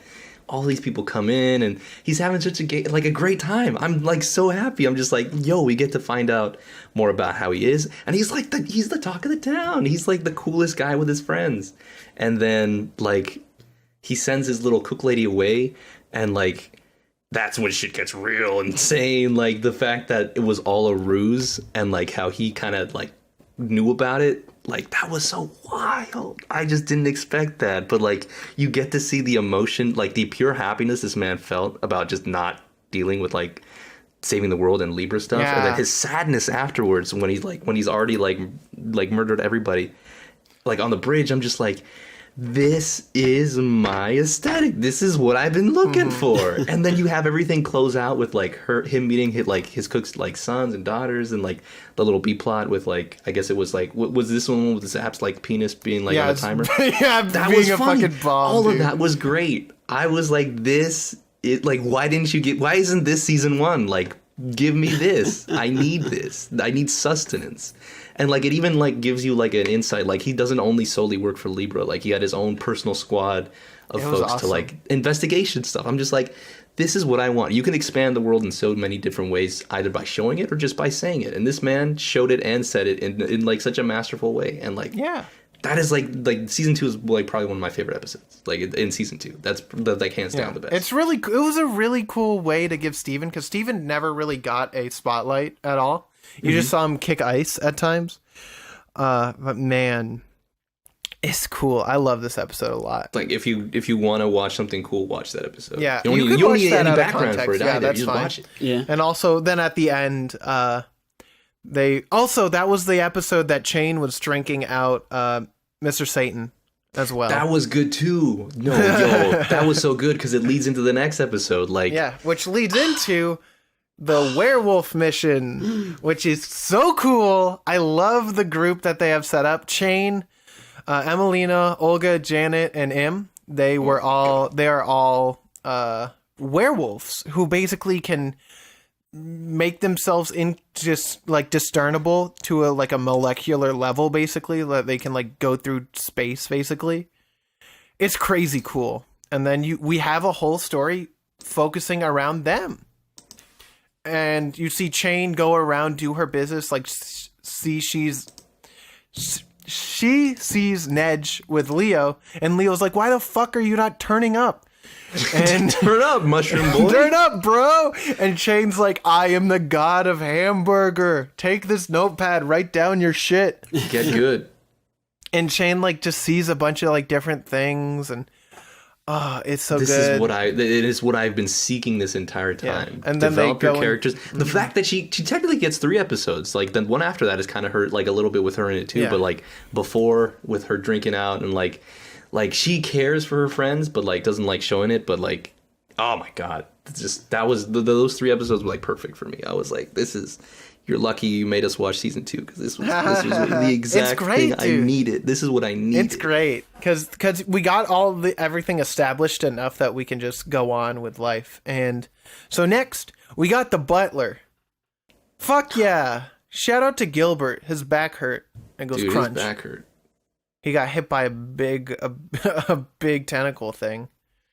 But then we have Philip, who is Tien's voice actor. I remember because I had to look it up. But Philip is there as a replacement butler.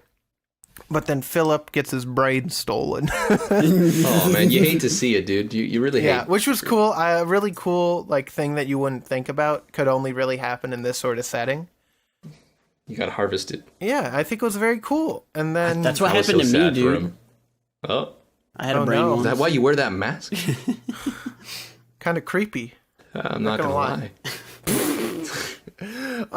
But basically, this whole thing is with Gilbert and Zap and Zed and Leo all going to retrieve the brain, which is super fun.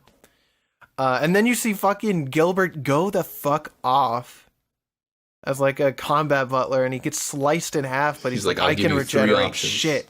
Oh, like that was so He's cool. like, you can either hand over the brain and you'll all live, or you can try to fight us and like half of your numbers are reduced, we'll get you. or you can destroy the brain and you're you'll dead. all be reduced. You're fucking gone, bro. I was like, It was okay, great. let's go, Gilbert. Okay. Also, at the end with Philip, where they ask Philip, like, hey, why did you join Libra? And he's like, no. I'm like, that's completely reasonable, bro. Right. I get Makes that. sense. So let's see. So the next episode 18, is... Oh, yeah, is the one where at the start, Zap kicks Leo at the ogres, and then they get locked out of the office because it was filled with mosquitoes. You hate to see it. And that was the whole episode, trying to get back into it. And That was fun. I don't think I have any memorable moments in there, but it was a good one. There was Tan Girl. yeah, Tangirl was very Where nice. did she go? I don't think I remember where she went. I think she survived, but she was like stuck in there. Well, that's a shame. Yeah, but then also Klaus was super cool that episode when he was climbing up the side of the wall with the eyes.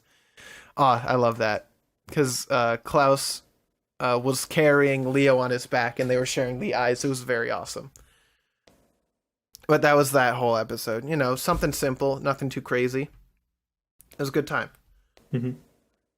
And then episode 19 is when they rent the bar. So this is basically Zed's episode where this little bitch girl, she fucking steals Zed's life support to keep him alive. She's like, ooh, headphones. She just wanted her beats from Dr. Dre. She did want those beats, and it was just whack. That was a good. But it was one. I really liked this episode because it showed the power, because like they were really talking up how good all like these like weapons were from this like girl, because they're like, oh shit, they make wars for a living, and then Zap's like, I'm gonna fuck this shit up now, and I'm like, fuck it up, Zap, fuck it up, and he does, and he's and like, they I'm all gonna fuck it up, and fucking Chain like picks up the girl like by like, I don't even know what bone it was, but like picked it up. She said it was some of her tendons or some of her veins. She was just like, you ever felt this? Nah. You want me to do it again? And Don't she's be like, a I'll bitch. fucking kill you. And then Zed comes back because he has a blood technique where he can make a fishbowl, and everyone thinks it's very funny, and I do too.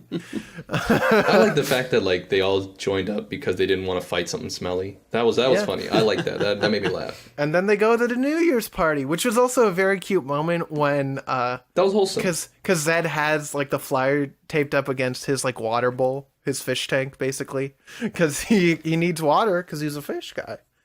It was very He's just cute. trying to fit in, man. Yeah, and also Zed does like the street performative magic to get extra money, and I love it. It's very cute. He made like the papers fly, and everyone went, oh. See, that could have been perfect after the episode of them trying to find lunch. Just give me some episodes together with them so that then you can put them in the background, and I'm just like, hey, look at that guy. I love that guy. Yeah. They spread it out too much. Yeah. But it's fine. Next, That was Mom episode, right? No? next was the robot, the big man robot. Oh, that gets slammed into his head. Right, what was the his big old name? monster. The flea. Legato is his name. Well, what was the skinny guy's name? Wasn't it Riel? Tommy? Rel? It's Riel. Rio. Oh, they called him Rio. That's it. Yeah, that's what it Real. was. Yeah, he got drugs that got big. Yeah, that was he had what Hody Jones had. that was my had favorite the steroids. Episode. He had it was a really cool way of like showing different aspects of the life, and like, and also I really loved how fucking Klaus and Dog just were like, it'd be a real shame if Dog missed this cubism exhibit. He really loves it. I'm like, that was so weird, but it was that's cool. so funny. I loved it. I loved it. My only complaint about this one is that the fucking flea guy, they did the same thing again, where they just introduce someone and then he just never shows up again. Well, no. To be fair, his whole conflict was to get the drug dude like gone. But did they ever introduce like Leo's supposed great friend? Yeah, Riel. that's before? another thing. Like that, No. like if they did, I would have been more invested. Like the fact that I'm just like, okay, he's a cool skinny guy, and they kind of like drip feed you like, oh, we've been friends forever. I'm just like, Yeah. I don't know about that one. Yeah, but it worked better with Mush Boy because they literally met and then. It's true. I can get that. I get that. So yeah, that was those 2 episodes. Episodes 20, 21 go through that, and then every time you get hit, you get bigger. But then, they got the thing. There was a funny bit where the biggest living sentient being shows up, and then Real gets bigger, and then he walks away, and he's just like, I'm not dealing with that shit. Right. And I'm like, I know I being the respect biggest means I have to walk away from my back. So. I respect it. It's great. But those were fun episodes, and then maybe my favorite episode of season 2, episode 22, Baratatata Mom.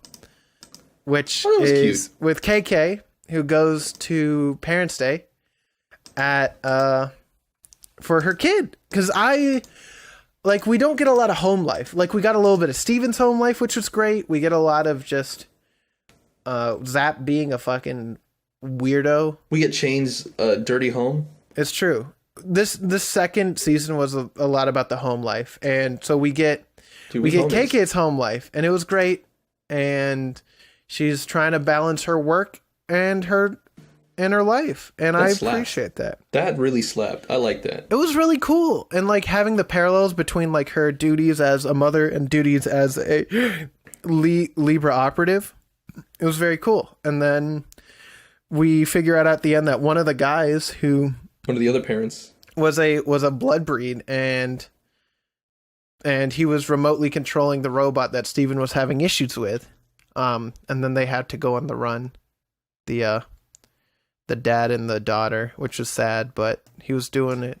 They were doing good. And there was a scene where they were walking by like a window and you could see the faint reflection of everyone except for him. And I was like, no way. That's so cool. It was crazy. I must have missed that. Yeah, no. When they're walking down the hallway, when she has to like go leave, there's the thing, and I was like, damn, dude, that's so cool. I loved it. But yeah, that was maybe my favorite episode, because I was just like, that's so nice. And she also talked to Patrick that day, so shout out to him. Thank goodness. We need more Patrick, man. Also, she had the wackest controller alive, so that was pretty funny too. Yeah. the D-pad on the right side, 4 buttons on the center bit. I was like, that's whack, and I love it. But yeah, that was a really fun episode. And then we have, and then the last 2 episodes are the Spectral Eyes Phantom Vision episodes, which is when Michaela finally shows up to Hellsalem's lot, because we all expected that at some point, right? And basically she's engaged to Toby Maguire, and they wanted to meet Leo, but it realized that it was a fucking blood breed, or not a blood, maybe just a phantom. I don't know I don't think it was a blood breed actually, because it would have been much stronger. But a demon. It was a demon who had a artificial eye of the god, and like basically held all the power. And it was just a very cool 2 episodes, and I'm very happy that we were able to like finally get some Michaela action, because she, has been a person that Leo writes to, and we get to see her in front of the Statue of Liberty. That's all we had for her before this point. I found it kind of weird that she was brought in kind of like I feel at like that last moment there. I felt like it was natural. Yeah. I mean, like it was natural, but like she's getting married. Like where did this kind of come from? Well, it's been like a year or so, right? He's only been living there maybe about a year or so. But a year. Hellsalem's lot's been 3 years. And I don't know. There's just the fact that like I would understand if she just came to visit, because I'm just like, that makes sense. I mean, you could have just came with him, period, at the start. But like, I'm getting married. Like, that was just weird to me. The married thing was a little weird, because it was the There's no setup for that. Yeah. But like there was set up for Michaela coming. Like that's obvious. Well, and but I don't get it. I don't think they really ever used that either, other than giving Leo a reason to freak out. But even that, there's not really any concept. Well, I mean, I still feel it was good, because like the demon guy, Dr. Gamingmotes was the name. Like he had all the chips. He was like, I will fuck your sister up. Oh, thank you for finishing that sentence. I know. I had a weird stutter there when I talked about it. But I was like, I'll fuck you up. And it's like, no. But it was very cool. So there was just like no point. Yeah, what's the point of her getting married? They could have said her boss died and it wouldn't have mattered. Yeah, the parents didn't die yet. They could have just said like she's coming over to visit because the parents. I guess it's just because we wanted that emotional connection of that person that the demons coming over. That like Michaela, it's like an important person that would make Michaela upset if he were to die. So I think that was the reason why. But I can't. Important. No, yeah. but like no, but there like was already reason. No, but like the reason why. Like Leo couldn't just say, "Go get him, boys," because the demon like had both had both her and the fiance in his grasp. So I don't know. They probably could have done it better, or they. I mean, at that point, because the demon guy had the power to like he sliced that one guy's head off, and then he made the illusion that he was still talking to the one guy in the hotel. Yeah. He could have just literally Michaela could totally not have been there. It could have just been an illusion, and it could have provided the same kind of formula there. Yeah, it was weird. I must admit that, but I still liked those last 2 episodes. Those were fun. It did build up the tension, but it was just weird that this specific scenario led you to visit your brother. Yeah, I really thought the finale was really weak.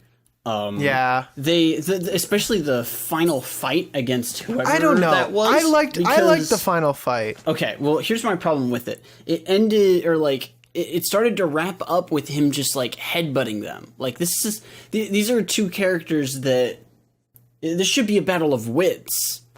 Like I don't. But like it comes to a point where he couldn't have done anything else, and he was overcome by like the emotion and rage in him, and like he did have the wits because like he had the ball and chain and wrapped up the dude because he had to be silent to make the illusions. But why don't we see more of that, or why didn't we see him use that to attack? He did. He wrapped him up, and then he was just like he couldn't really do anything else, and then he. One thing that was a little bit of a cop out in that section was just like when he noticed that this guy's light, so that he's not heavy. So I was just like, so he's gonna start tossing him around. Lo and behold, he started tossing him around. I'm like, yes, totally like Leo to do that. I guess. He gotta do what you gotta do. It's true, and like I appreciated that because this was the episode where he wasn't screaming for no reason. Yeah, he was strong, dude. I don't know, like they handicapped the villain a lot. Like he was a lot more menacing until that moment. I was like, okay. I mean, you could have. Well, because he wasn't a strong villain. He was Smart. a smart one. Yeah. So like once you get punching him, he gone. I really thought that his design was way too much. It was definitely over designed. I can give you that. I was just like, what the fuck? 4 coffins floating on the bed? What is this? The only guy who can pull off something like that is what's his name from Trigun? Wormwood? No, Wolfwood. Wildwood. Wolfwood. Wolfwood. Woof. Yeah. Same guy, same author, so it could be. But regardless, that's the end of Blood Blockade Battlefront.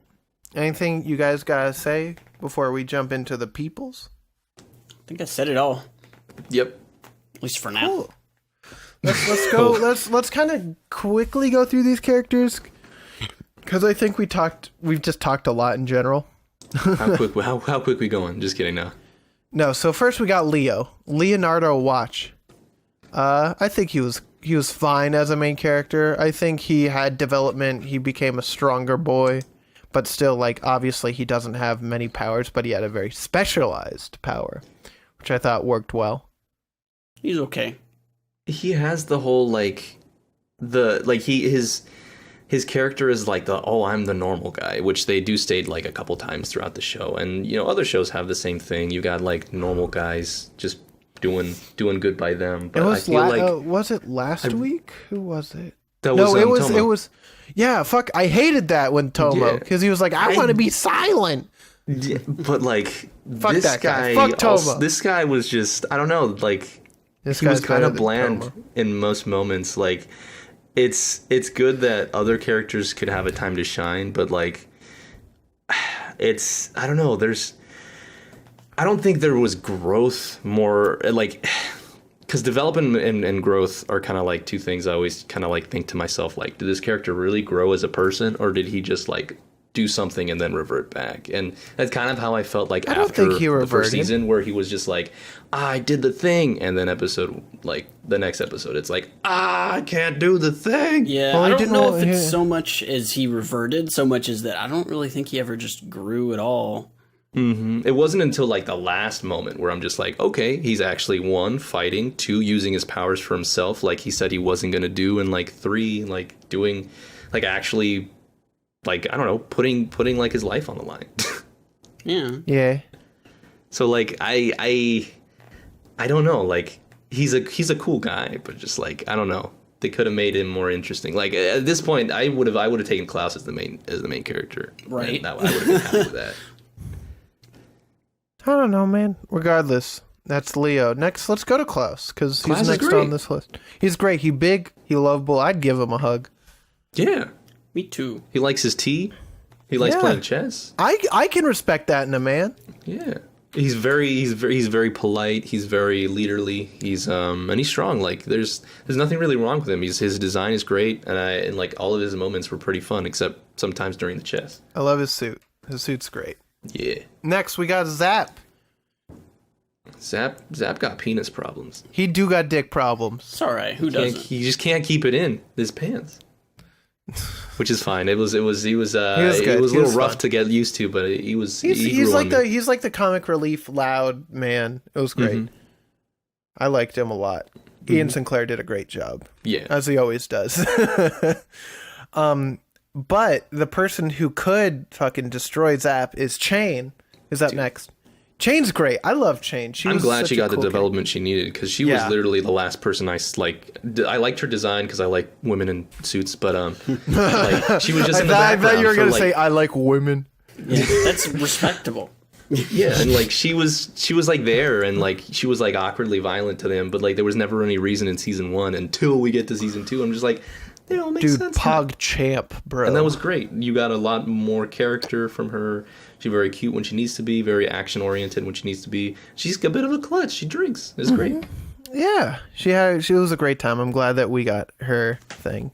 Yeah. Let's talk about Steven Starface. I also definitely warmed up to him when he got his own episode, so I'm very glad that he got, especially his interactions with like his housekeeper. I think that really sold me on his character. I was like, okay, this guy's a cool dude. He cares. Yeah, he does care. Man. He scares I like his because ice he cares. powers. I like the fact that he had those ice powers, just because ice characters are cool. Mm-hmm. And he's got a cool suit, and I like men in suits. I like wearing suits if I could every day, but I'd probably sweat, so You're crazy. probably not. I want to wear the least amount every day. I mean, sometimes you gotta dress to feel good, you know. They always dressing pretty snazzy over there at Libra. Yeah, hey, God, that would be cool as hell. I wish well, no, never mind. Even I the would not butlers. want to wear a suit every day. That's so much work. No my God. way. I mean, I come from a background of watching James Bond. I'd love to wear a suit. Well, and no, just be I'd love beat to up. wear suits, but the logistics of it is Step awful. on me. Wait, what? What? You would need What? at least 7 suits, one for each day of the week. And that's Yeah, going and to then be you how need to much, get them dry like, cleaned Each suit twice a alone week. is at least $1,000. Don't If you you're know those getting a good agencies suit- pay for those suits? I don't think they pay for those suits, They if pay I'm for going to your be suits. honest. They got paid to. for a fish tank. Well, let's Damn. talk about KK. She got one eye. She shoot good. I'm glad she got at least one episode. Yeah, she Yeah, me deserved the expansion on her home life, which I'm very happy. And it was a Because she great popped- episode. Probably one of the best. Yeah, I'm glad she popped in like a couple times season 1 and didn't get anything until her episode, and I was like, thank you. Thank God. Sounds familiar. God, don't yell at me. Guys, next we had Deldro and Dog, who were just fun guys. Yeah, Just they were had a fun. good dynamic. They were fun. They didn't get their... Well, they They at least stood out a lot Yeah. more than the others, which was fun. And he was also criminal. It's cool. Yeah, I love it. I can't believe it. He was just locked in jail forever. Yeah. That's unfortunate. Well, and I also love because Hummer is just like such a nice guy. He just seems like a guy that I'd like want to be friends with. It's true. But then Deljo's like it's like a serial killer. So he's like, hey, that's that. Yeah, he's like, hey. That's why, because they're like, yeet, you're in jail. How about Zed, our local fisherman? Oh, he was cool. I like him. He was the most normal, I want to say. Yeah, he was he was a very good straight man. I'm like must admit, like it worked really well for him. Yeah. In his initial design, I thought he was a robot, and then I'm glad I found out he was a fish because I was like, well, this is weird. He's got blood. Oh, he's a fish. Oh, he's fish blood. But yeah, I like Zed. He's very cool. I'm glad he got his own like half episode kind of an episode focused around you. Dude, he got almost 2, kind of. Yeah. That's awesome. And then we got Gilbert. We got Butler, who's great. I'm glad he got to kick ass. He old man and he can't die. It's true. Well, he can't. allegedly. Well, unless, Unless he can't regenerate quick enough. Yeah. He's a regenerator. It's fine. And then I'll just quickly blitz through some. Whoa. We at least got to talk about the most important people in season 1. I'm gonna blitz through the rest of Libra real quick, Sonic shall we? Monkey. I'm gonna blitz through them. We got Lucky Abrams. He was pretty fun. He didn't show up too often after he was introduced. Patrick was cool because he was an armsman and he was pretty cool. He was big and drinks. And then NECA, who was the assistant, the little girl. I thought I was going to see a lot of her. Yeah, but I was wrong. Well, she was with Patrick. You tease with orange hair. You tease. And then they got Monkey. Sonic Speed Monkey. I love him. He's great. I'm glad he was relevant. Yeah. That's all I can really say. Yeah. So now let's go through the some other non-Libra characters. First, King of Depravity. Great. I love him. Who? The King of Depravity. Who? The King of Depravity. King of what? Huh? I'm going to eat your ass. You mean the guy that shows up like at the end of the beginning of the seasons? Yeah, he's great. I love him. He does nothing to the plot. There's no reason for him to be there. Yeah, I know. He's just a fool, and I love him. He's loud and has a good time. That's such a strong word for 2 episodes of this guy. He's great, bro. I don't know. This man was such a fun presence. If he was behind most of the hijinks, maybe I'd be like, yeah, let's go. But this man was such a fun presence, and he was like the person who let Leo go up and save the world. So it's fine. It's great. I don't know, man. I love If he was him. the puppet master behind every organization, I'd have something better to say. Nah, but he doesn't seem like that guy. He just wants to watch the world burn, and that's kind of unfortunate because that's boring. We got Queen of Monomania. I wish we she could had see more of time. her. Yeah, she was great in her episode. she was pretty. She was And very then she funny. disappeared. She did. She made the ketchup joke. I thought it was great, and it was Heinz. It was Heinz, not Heinz. It was Heinz. It was great. That made me giggle when I saw it. I'm like, oh my god. And then we got, I guess, Michela or Michela. I'm so It's all right. stupid. I messed up her name once too. Don't worry. Michela, but she was cool. She didn't really exist for much except for the end, but it's fine. Yeah. Let's see, Vivian, who's the waitress at the diner. Love her. She's great. She's doing good stuff. Rip her diner. Just getting like 3 times in a row. Rip, dude. It's a real damn shame. Let's go with White next. Thank God. White was great, despite her getting sprinkled in. Oh, I just looked. I was wondering because when I was looking through the episodes like seem to jump around a little bit from like when they were published as like chapters in the manga. That's because White and Black were both anime only characters. Huh. What? So kind of weird. I didn't know that until right now. So that makes a whole lot of sense. I think they added them to try and get that overarching plot instead of what season 2 was. This makes a whole lot of sense. I did still like White a lot though. So I what White was great. I thought she was the best part. They deviate from the manga. We don't even know that, and we dislike it. We just smell it. We can smell it. God, I hate you guys. But White, oh my god, White and Black, I really liked their backstory. I was super like engrossed by that, and I thought they were a good addition. I understand why you guys didn't like the setup as much during those, but it was cool. I thought it was really White's nice. design was great. Like, Yeah. and her introduction was cool too. She's like, "I'm a ghost." I'm like, "Excuse me." And she wasn't. Well, she was like kind She of was like technically a ghost. half a ghost. She wasn't really alive, but Ooh. her brother just didn't want her being called a ghost because she was like, "I need you." Yeah. But that was cool. Like White, I don't know. I still don't know why she was in the hospital though. I don't It's know. because it's because like the heart thing, the barrier over her She heart. couldn't leave or something. Yeah, because if it was removed, she would die. Gotcha. So she was there because she's like frail and not great, and that's why she couldn't leave. And then there's Black, who's also pretty cool. King of Despair, pretty nice. I like King of Despair. I didn't like Black too much. Well, because Black's a pushover. Yeah, he's a bitch baby.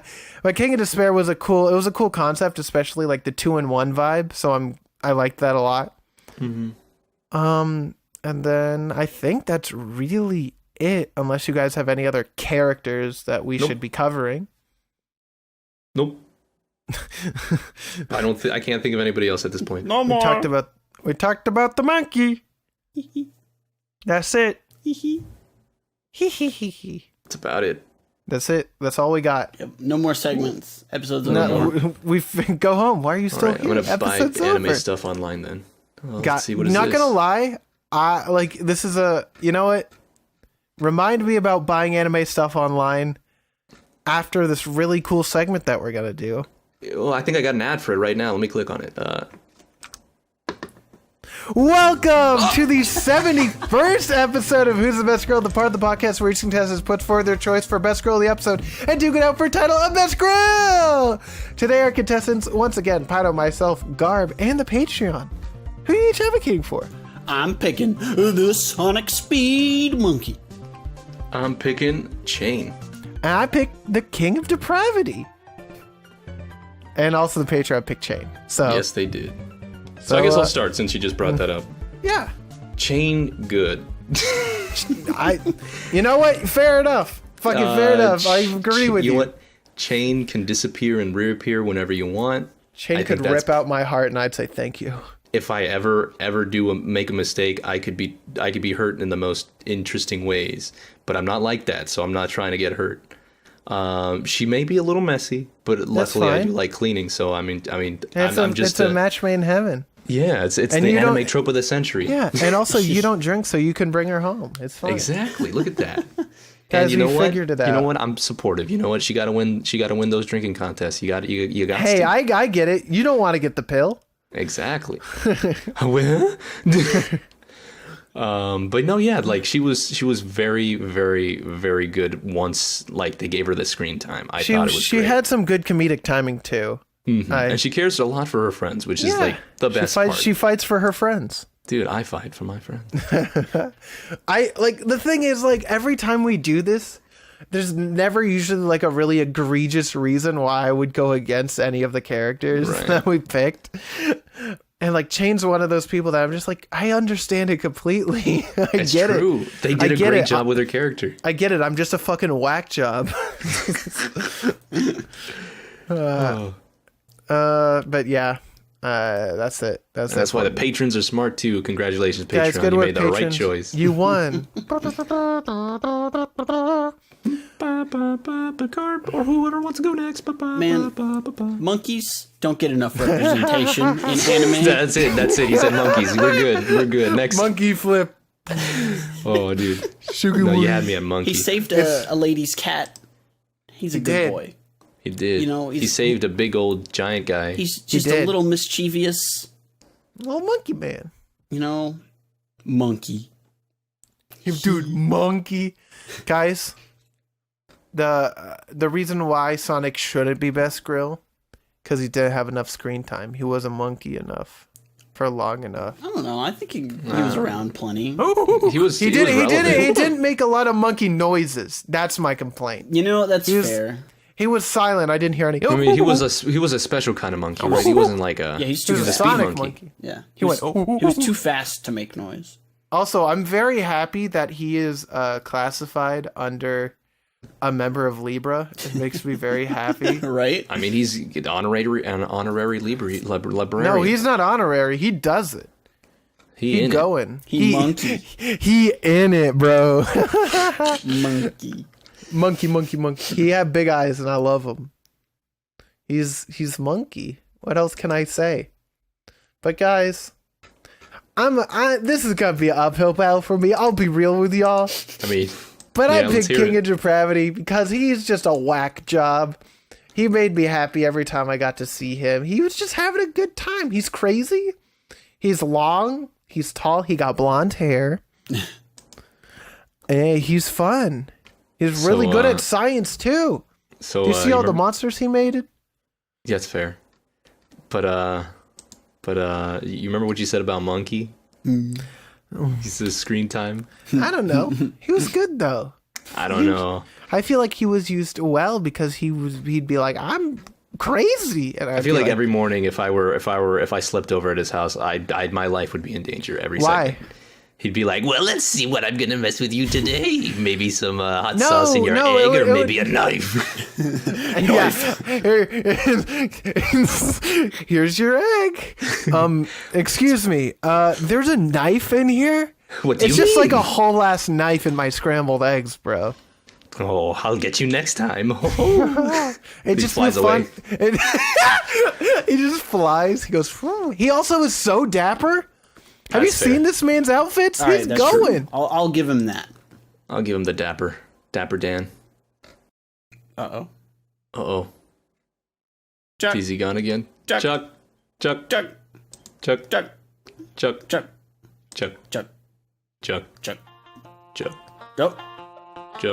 Technical difficulties.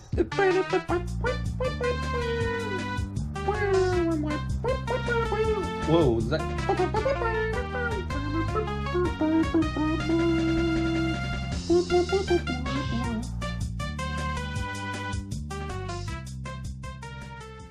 Guys, my computer ate shit, and so recording stopped for a minute, but it's fine. We're back. We saved the audio. No need to worry. No panicking. Okay. But King of Depravity, that's real. That's King it. Dingy Dong. Sorry, I don't know why I thought of it. Why'd you giggle? Guys said King Dingy Dong. I don't know. My brain is fried right now. Okay.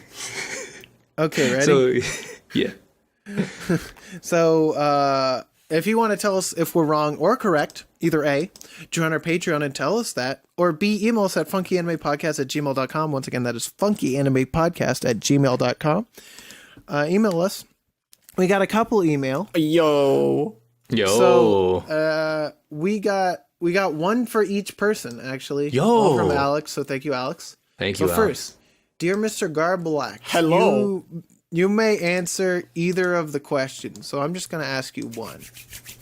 All right, let's go. Who is your favorite waifu? My favorite? Ooh.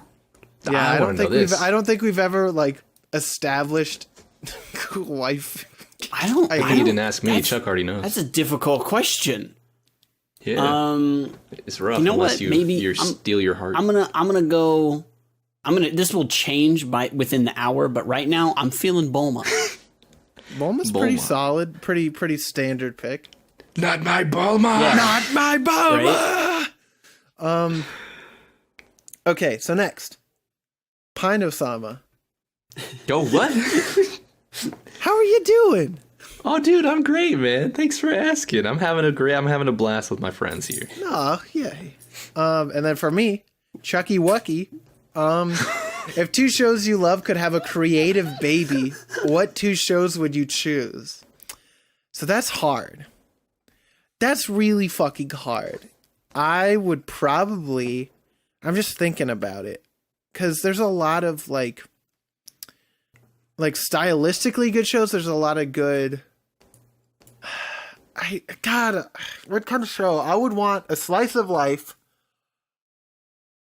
Oh, God. I'm just trying to think of what KyoAni show would I pick as the... Foundation. As the one. Yeah. Yeah, right? Like, what would it be built off of? Can I just say KyoAni in general? Yeah, just modern KyoAni. Yeah. I'll just say Hibike Euphonium because I think that is maybe my favorite Music. stylistically. And then mix it with One Piece. Fuck it. Just one slice of piece. The on-air pirates? You mean Scratchman a Poo? You joining his crew? Word. But yeah, that's it. Thank you, Alex, for sending us emails. Thank you, Alex. Thank you. So now we got miscellaneous, and we were talking about this when my computer died. But we are all little sluts for figures. Whoa! I prefer the term. Pino, how much was the Nami figure? Hey, I didn't ask to be shamed on this episode. How much was the Nami figure, Pino? It was enough. How much? It was enough. Continue. Can you give me a number, please? Okay, fine. I'm a slut. Okay, so I was just thinking. I was just gonna ask around. Does anyone have any either items that you're currently looking at to purchase or pre-orders that you are excited for? Figure watch, if you will. Dang, Figure Watch 2020. Let's go. I've never actually. I don't think I've ever bought myself a fig unless you count Amiibo. What are you doing, bro? I mean, I don't know. We're the three A-Weebros. Come on. if we're not gonna, this is a 3-part effort. 33, 33, and 34. Yeah, you can't give me and Pino the weight of your fucking non-addictive life. Yeah, you have to become horrible like us. You gotta set 3 pre-orders for like the next year, and you're just like, wow, I can't wait for money to randomly get pulled out of my account and forget what it was for. That's what it's all about, man. Yeah, it's all about succumbing to the sickness. Dude, it is a sickness. You'll never peer pressure me. Yes, we will. One day there's gonna be a good old something out there for you. I don't know what it is yet, but there's something out there. Hey, Pino. What's up? You got anything else beyond that Nami figure, that expensive Nami figure that you're buying?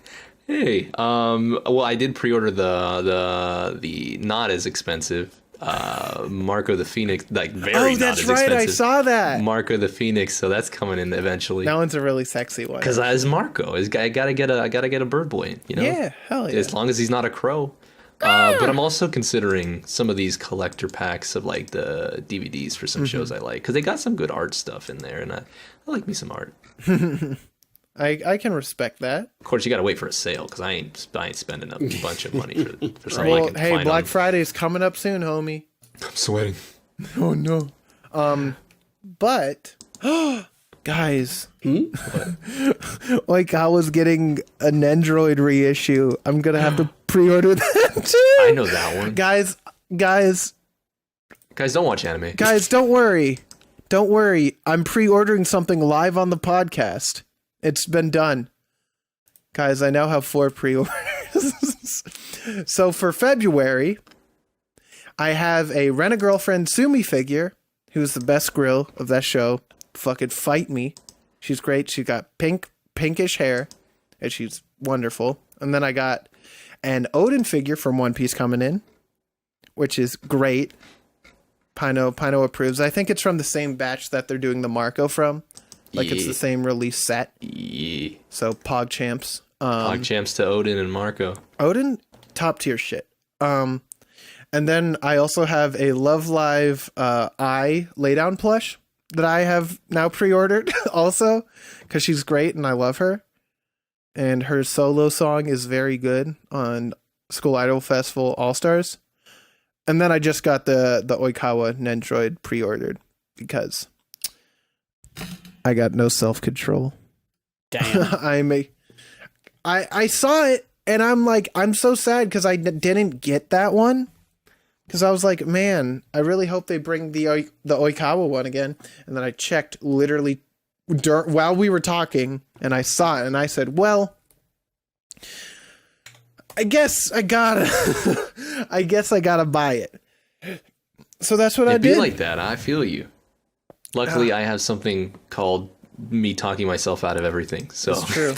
Somehow I didn't talk myself out of the Nami, but but talking yourself out of things is nice. Oh sometimes. wait, it's cheaper on the fucking Nendroid. See, what gets me site. is that I work in education where no one's paid anything. That's true. That's why I'm not going into education. That's why I don't read.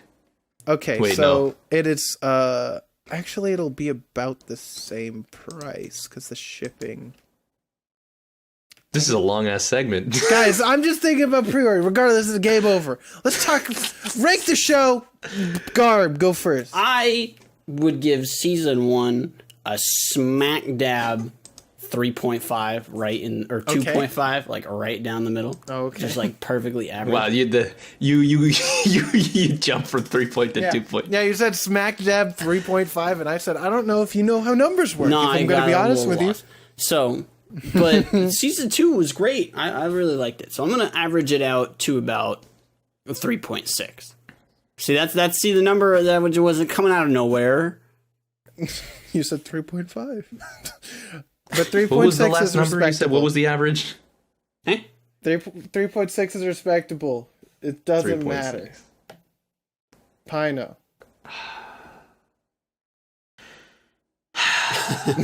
I just...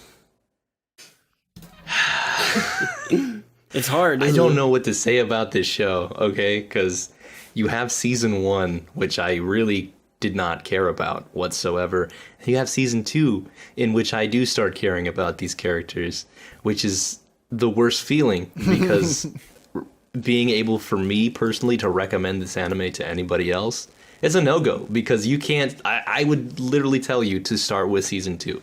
That would be hands down the only thing I would tell you. Start with season 2, then go back to season 1 if you would like. But season 1 was just so not what I was expecting. And then season 2 was so not what I was now expecting after watching season 1. So it's... Season 1 honestly gets like a 2.4 for me. It's just... It was not... It's just... I didn't like it. And that one episode, the one perfect episode that was there, and they couldn't replicate it. I just couldn't. I just want to eat a burger. Season 2, however, season 2 was great. I was happy. They gave me what I wanted in season 1. Was it like amazing? No, but it was refreshing to have something that was actually good. So season 2, season 2 gets like what, a 3.4 in my book.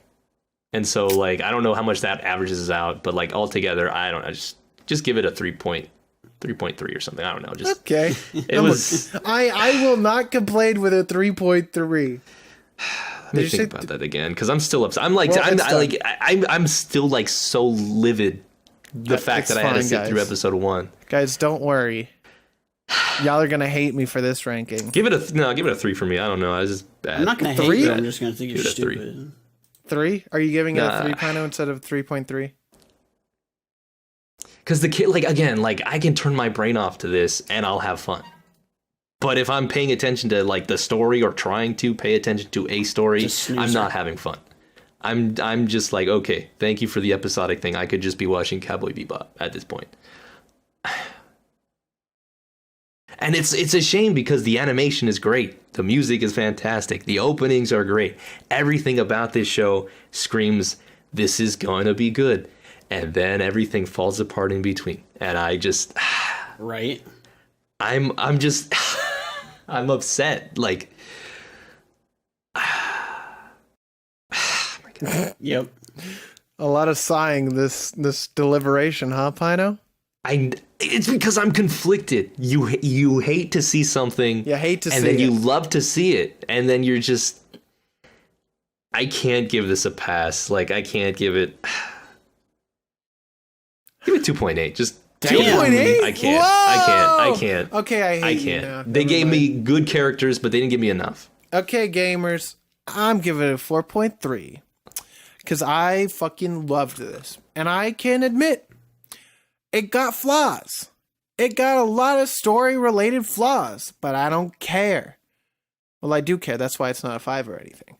But like, style is so good. Openings and endings are so good. Music's so good. I love all the characters. I'm super glad where it came out, especially with season 2. But I still really enjoyed season 1, and I fucking fuck you. Fuck you. I like it a lot. Good shit. There's nothing wrong with it. It definitely has that potential. It definitely has that spark. It's got it for me. I know it's definitely a me. It just couldn't be me, sadly, which is a shame. It could be me, sadly. They started real good season 2. Yeah, it's a real good idea, but I don't know. I'm gonna guess this is one of those that's a read the manga out of 5. Probably. I mean, you said yourself. Yeah, season 1 was kind of filler. the second part of the manga is still ongoing now, so I think I will read it. Ooh, so okay. yeah, it started I think in 2013. No, it was 2009 to 2015, and then 2015 to current, I think is what it was. But regardless, it's good stuff. It's good stuff. Just, I don't know. I like it. I liked it a lot. I feel that. Well, guys, this has been a long episode. Sorry, not one. Sorry. But hey, Pino. Yeah. What the fuck we watching next week, bro? I don't remember. I didn't even look at the list. I know what it is, and I don't even have to look at it. I remember. Swapped around some stuff because I told him earlier. That's true.